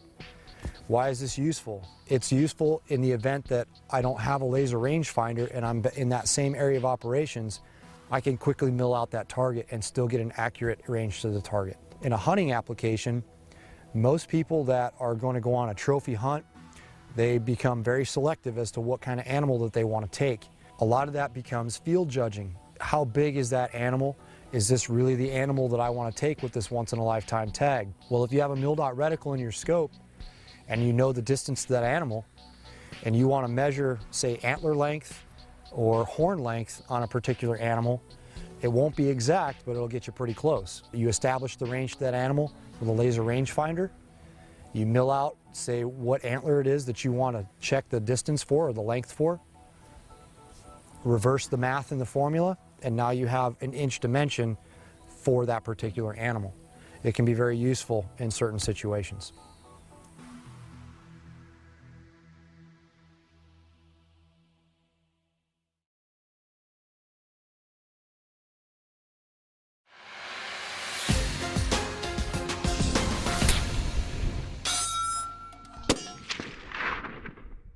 So what we're going to do right now is that we're going to do a milling exercise. We're actually going to compare mill measurements between two different optics here. And one of the things that we really want to point out to everybody at home that's watching is the fact that no two people mill a target the same. There's been some technological improvements in reticles over the years that help to give more fine subtensions in the reticles. So the finer the subtension, obviously the finer the mill measurement that I can achieve. If I can identify 0.2 mils, that means I can cut that 0.2 in half and then further identify to 0.1 mil. Other reticles, such as the reticle that you're using here, which is a generation 1 mil dot with spherical mil dots, it takes a little bit more manipulation of that reticle, and it takes a little bit more knowledge to be able to extrapolate between, okay, what is 1/10 of a mil? Because the only reference that you have in here is the dimension of the dot itself and the dimension between center dot to the next center dot. So really the only subtensions I've got are 0.2 mils for the actual dot and 0.8 in between. Absolutely. That's what you got to work with this generation 1 mil dot. But there are some, there's some little tricks that you can utilize with this generation 1 mil dot to get pretty close to 1/10 of a mil. The dimension of my mil dot is 0.2 mils wide in diameter, but if I cut that mil dot in half, I've got 0.1 on each side. So I can, in theory, extrapolate down to 1/10 of a mil. But sometimes if you get a target that's a lot farther out there, now you're looking at a target that's maybe 1/2 of a mil or 0.7 mils. Now you're kind of in between those subtensions in your mind that you have to say, okay, let's use this reticle to the most advantage that I can and maybe put that target in between two dots and be able to visualize, okay, I got maybe 1/10 or 2/10 in between the dots, and just kind of run it through your mind and say, this is the best guess that I have at this point in time.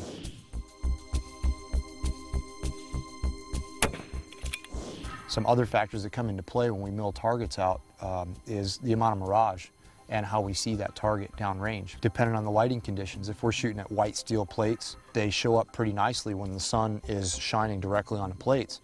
But when that sun moves to directly overhead or behind that target, those edges become much more difficult to see. So the old lights up, sights up.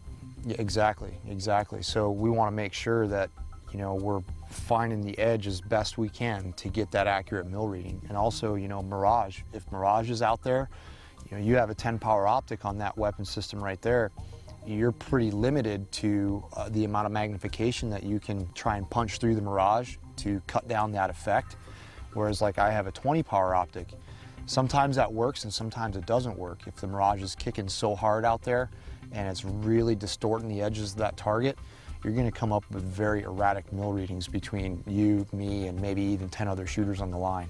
Obviously, when we want to mill, we want everything on the scope to be as steady as absolutely possible. And we're not trying to take a shot, so we don't necessarily have to be completely down behind a rifle.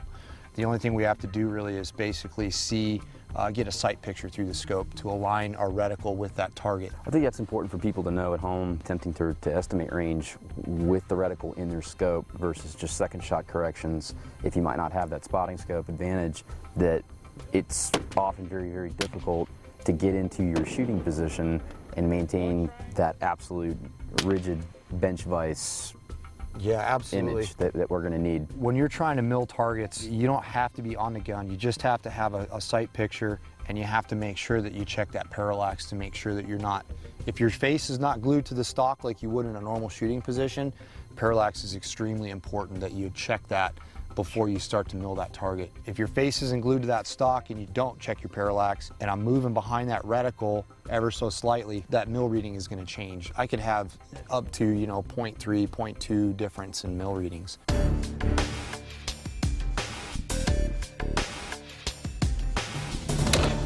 Basically, we're gonna mill target 4, and I'm gonna get down behind my rifle, and I'm just gonna look through the scope. I'm gonna get a rough sight picture on the target. Me personally, I always like to mill on the right-hand side of the reticle. That's just the way I've always done it. So I line my vertical stadia. If I'm taking a horizontal mill reading, which is left to right, I line my horizontal stadia on the left edge of the target and read to the right. If I'm taking a vertical reading, I basically put my horizontal stadia on the top of the target and mill down.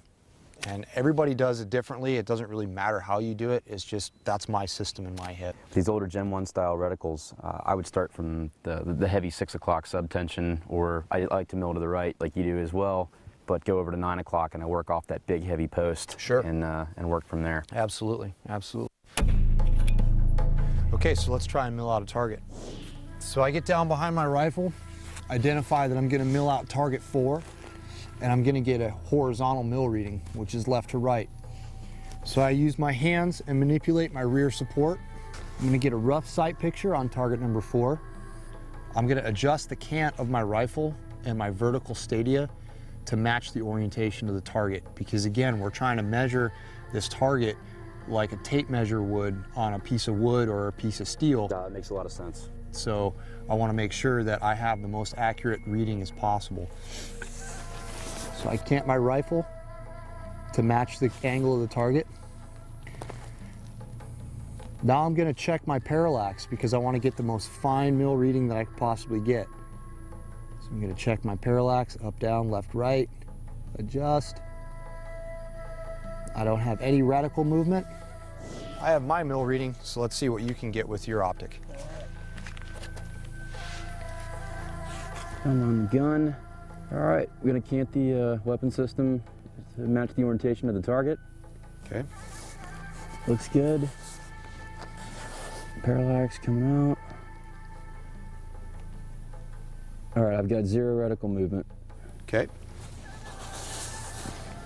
Trying to hold this as steady as possible. Wow, the mirage is really killing me here. So what are you coming up with? Target 4 appears to be 1 mil in width. 1 mil in width, okay.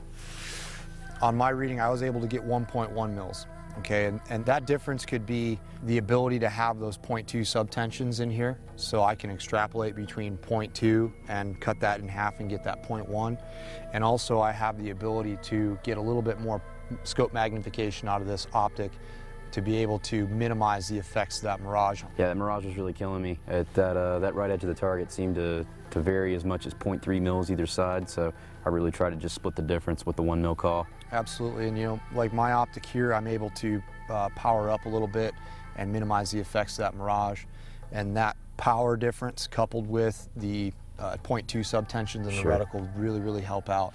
Now, the next thing I think we should probably do is identify with all the shooters at home, the difficulties of measuring a target that is inside that 1 mil.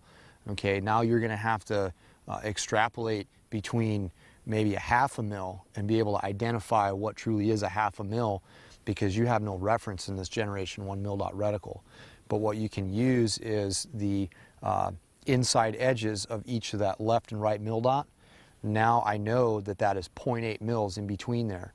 Okay, so that if I have a target that fits inside there and is slightly small or inside that gap, all I can really do at that point in time is take my best guess as to, you know, how many tenths am I going to take off that mil reading to get the actual dimension of the target. Sure. So I guess we can move out to target number 8, and again we'll get a horizontal mil reading on that target, and we're just basically going to go through the whole process again. We'll check the numbers after we're all done with this and see the drastic differences in range that we'll get from different mil readings. Even 1/10 of a mil off at a distance of, say, target number 8 is going to be pretty drastic, and we'll show that to all of our viewers at home. So target number 8, transition over to the right,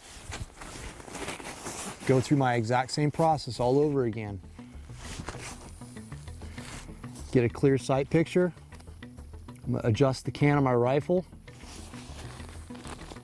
Now, because I'm going to a farther target out, I'm going to have to readjust my parallax.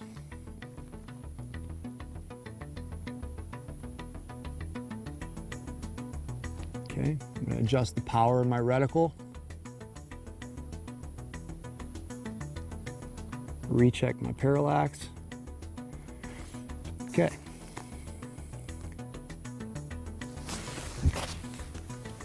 All right, I'm satisfied with that. All right, target 8. Target 8. Horizontal mill reading. All right, target number 8. Target number 8, horizontal mill reading. 0.7 mils. 7 mils.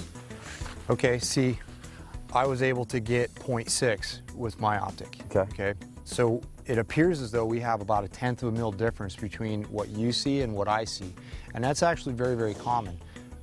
When I was going through the Scout Sniper Basic course, between my partner and I, we would see about a 1/10 of a mil difference in between our mill readings. And when we came down to comparing those numbers, I would always take about 10% away from my reading, between 7 and 10%, and I'd come up with exactly the same distances as my partner would. And that's just sometimes the way that we see that reticle and the way that we extrapolate those 1/10 of a mil subtensions. And we can also see the benefit of having finer subtensions in that optic for range estimation purposes. So let's look at this here. We'll do some math, run some numbers here, and identify the significant difference in mill readings in that 1/10 of a mil on target number 8. So, what did you get? What did you get target number 8 at? So at 0.7 mils comes out to 714 yards for the 18-inch wide target. Okay. And with your reading of 0.6, 833 yards. Now, that's a significant difference. Now, one of the things that we can do as precision shooters, we can check that danger space at that range and see how far off that measurement's going to put us, and we can see what our range estimation margin of error is for the particular trajectory of our weapon system. That's one of the ways that we can incorporate danger space into this range estimation game.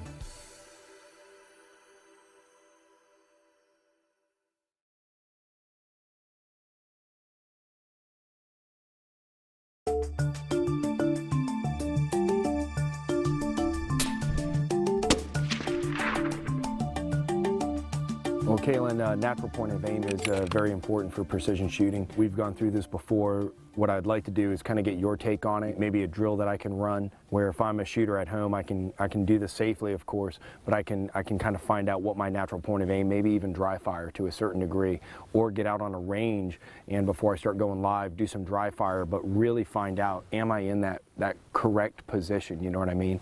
So I'd like just to get your kind of take on it. Absolutely. Natural point of aim is just one of the most important factors in precision shooting.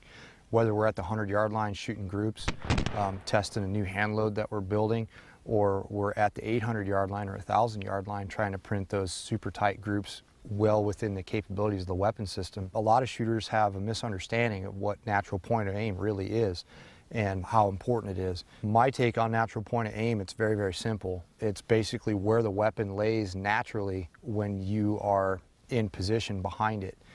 We want our crosshairs to lay on the target or our intended point of aim completely naturally without any input from muscular tension of the shooter. So the rifle is pretty much becoming an extension of our body.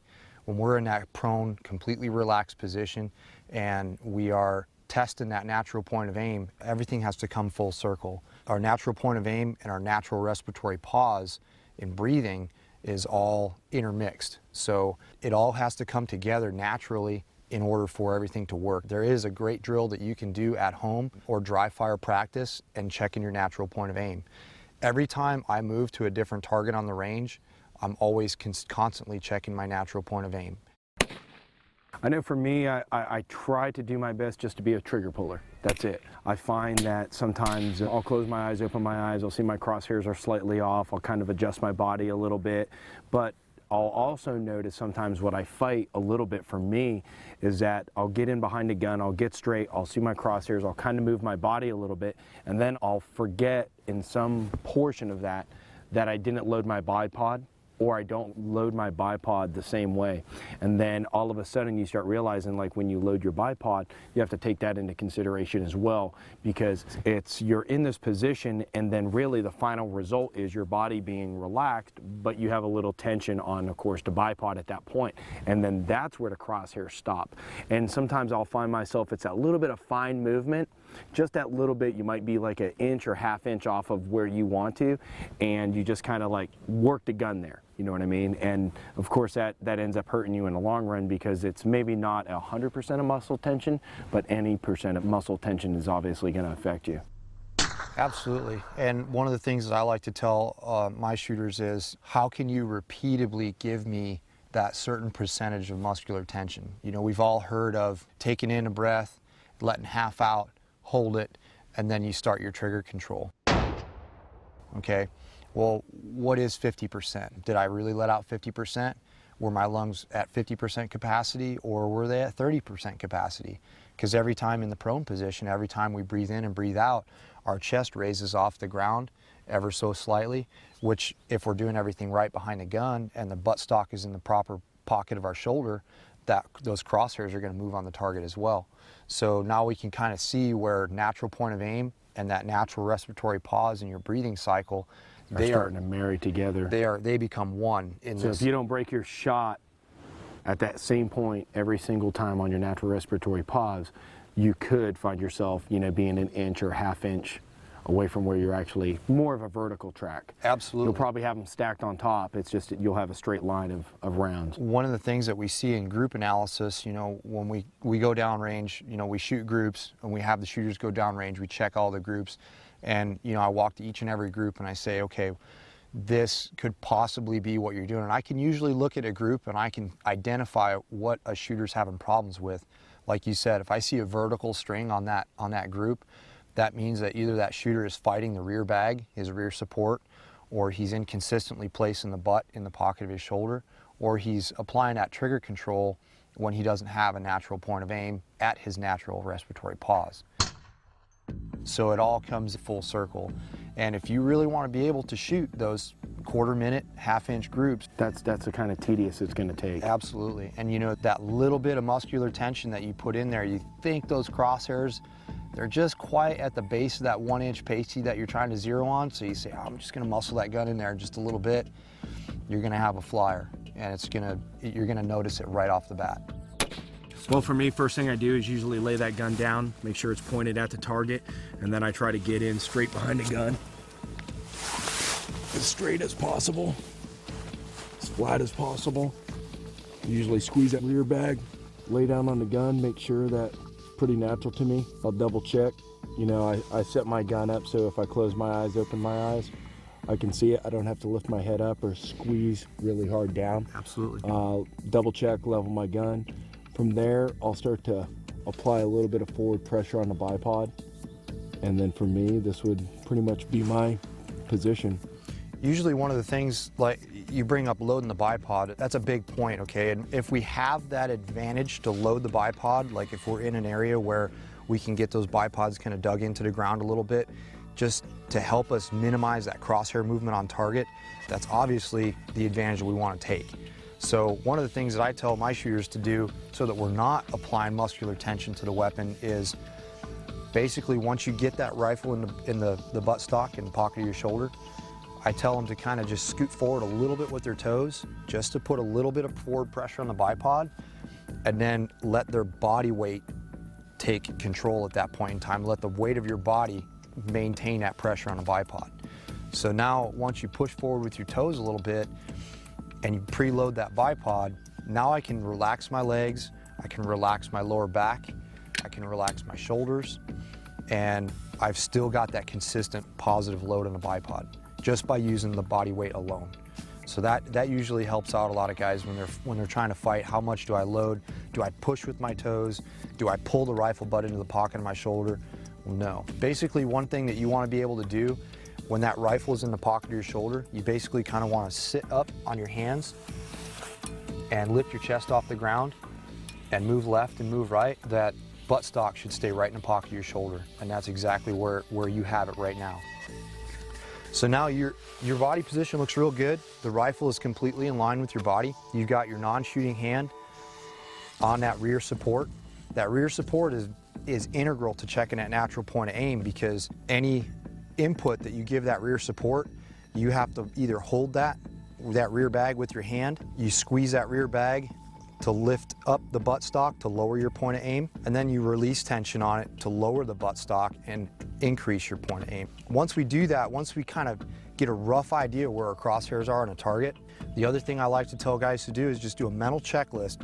Me personally, I start from the bipods and work to the rear, but some guys will start from the rear and work forward. You can basically just say, hey, is everything relaxed? Is my lower back relaxed? Is there any tension between my shoulder blades? Or is there any tension in my arms? A lot of guys will have the tendency to take this non-shooting elbow and pick their shoulder up, and that creates tension in their back. Okay, so what I like to do is just kind of push that forward and lay that naturally in some sort of a chicken wing fashion. The same thing over here on this arm. If this arm is just laying naturally, that's gonna open up that pocket in your shoulder, and it's gonna reduce all that tension in your upper back here.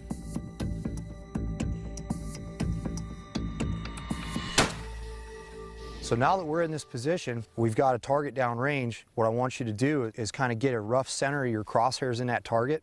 Check all your body parts, make sure that they're completely relaxed. And then I want you to go ahead and give me 2 breathing cycles and tell me which direction those crosshairs are moving.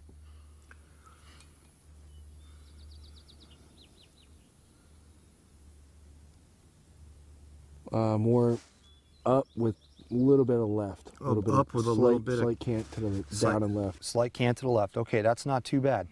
So what we want to do is get those crosshairs in the center of that target at our natural respiratory pause, okay?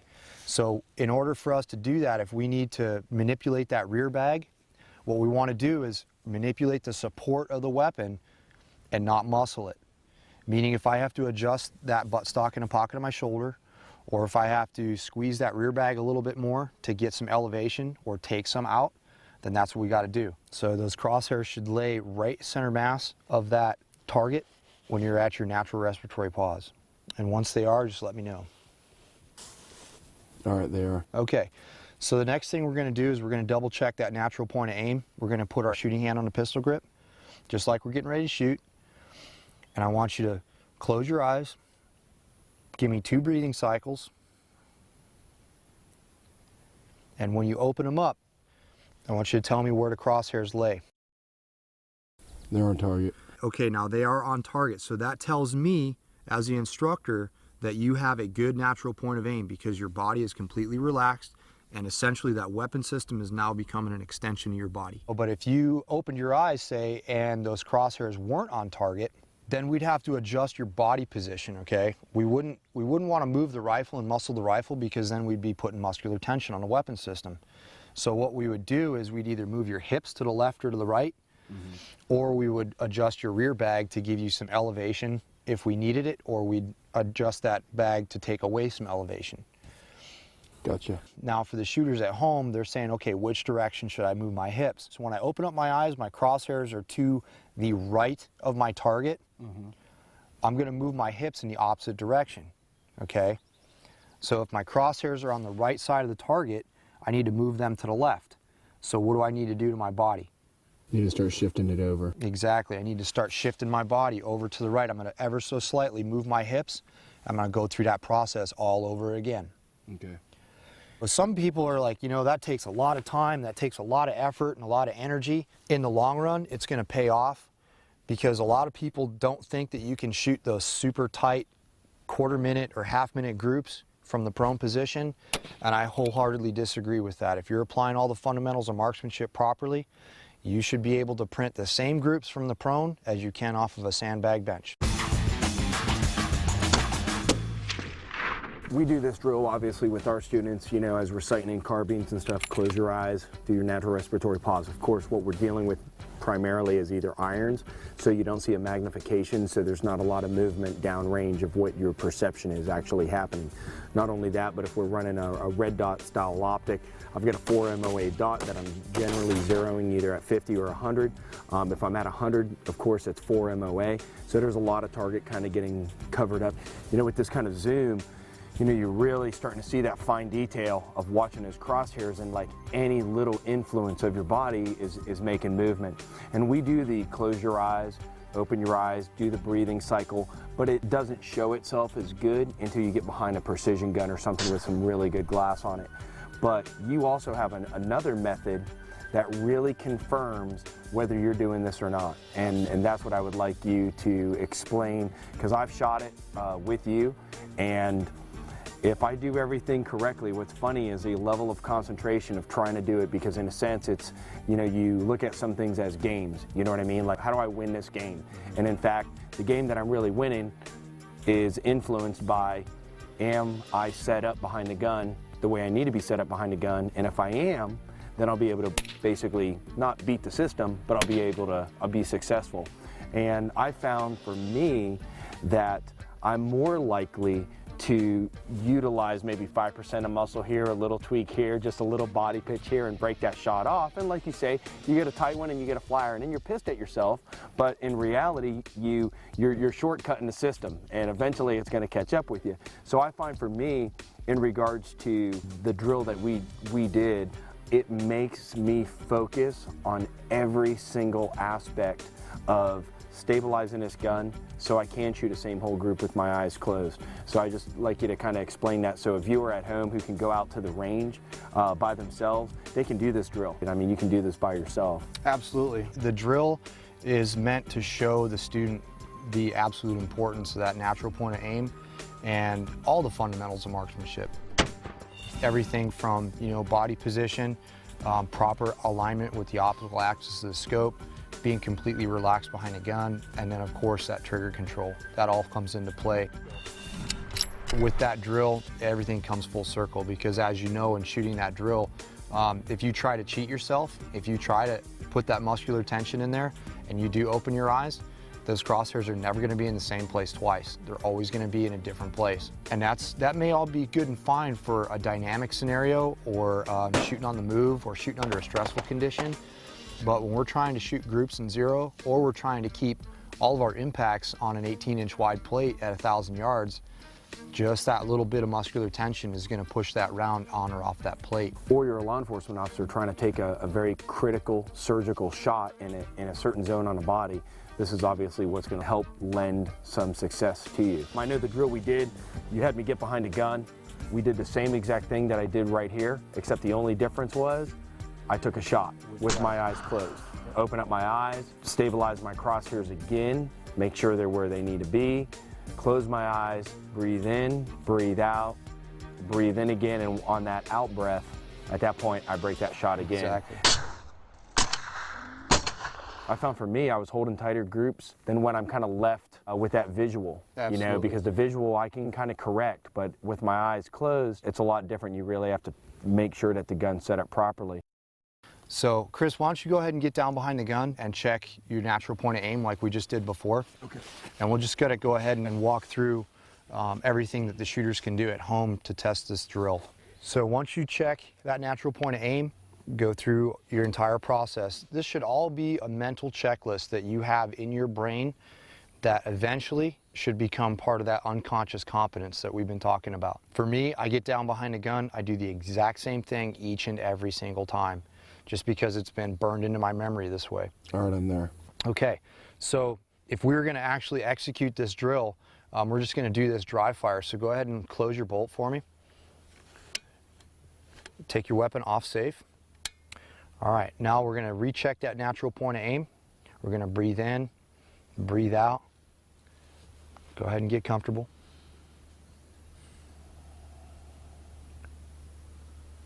And once you're ready, you let me know.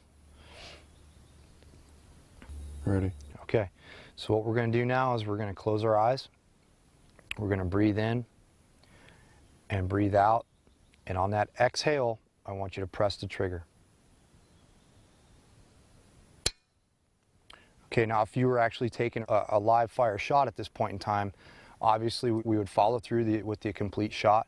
We'd maintain at constant trigger pressure straight to the rear, and we maintain all the fundamentals of marksmanship until the weapon stops moving. At that point in time, you would open up your eyes and you'd look through your optic, and you'd want to look and see where your crosshairs are laying. Basically, that story, what that's going to tell us is how well your body is absorbing the force of that recoil and how much load you have on the bipods. If you see a jump and that your crosshairs are either one target board to the left or one target board to the right, we need to make a body position adjustment to make sure that the mass of your body is helping absorb the recoil from that weapon system. A small amount of movement is acceptable based upon how hard we load the bipods. It's kind of like a check yourself drill. It basically tests your integrity. Hey, can I do this from shot after shot? And can I be honest with myself and say, hey, am I really in that good, comfortable body position? And am I really not putting any muscular tension inputs into the weapon system? No, it's a really good drill, and I think the fact that anything that can be done on a local range for people and to really test yourselves and get the gun set up. And you know, I think a lot of people just don't take a lot of time to get the gun where it needs to be. Our personalities take over, we muscle it into position, and obviously we get fatigued, something gives, and you know, you get a couple good shots and then some flyers. And you know, the reality is some of these guns would probably hold a lot tighter if we did that, you know what I mean? I mean, your perception of, yeah, I'm shooting, you know, a 1.5 inch group might even come down below 1 inch with that same ammo, the same setup, just the fact that you are consistently doing what you need to do behind a gun and just basically being a trigger puller. Absolutely, you know, setup, everything comes into play at this precision long range discipline. You really have to be consistent. I mean, consistency equals accuracy in everything that we do behind this precision weapon system. Awesome.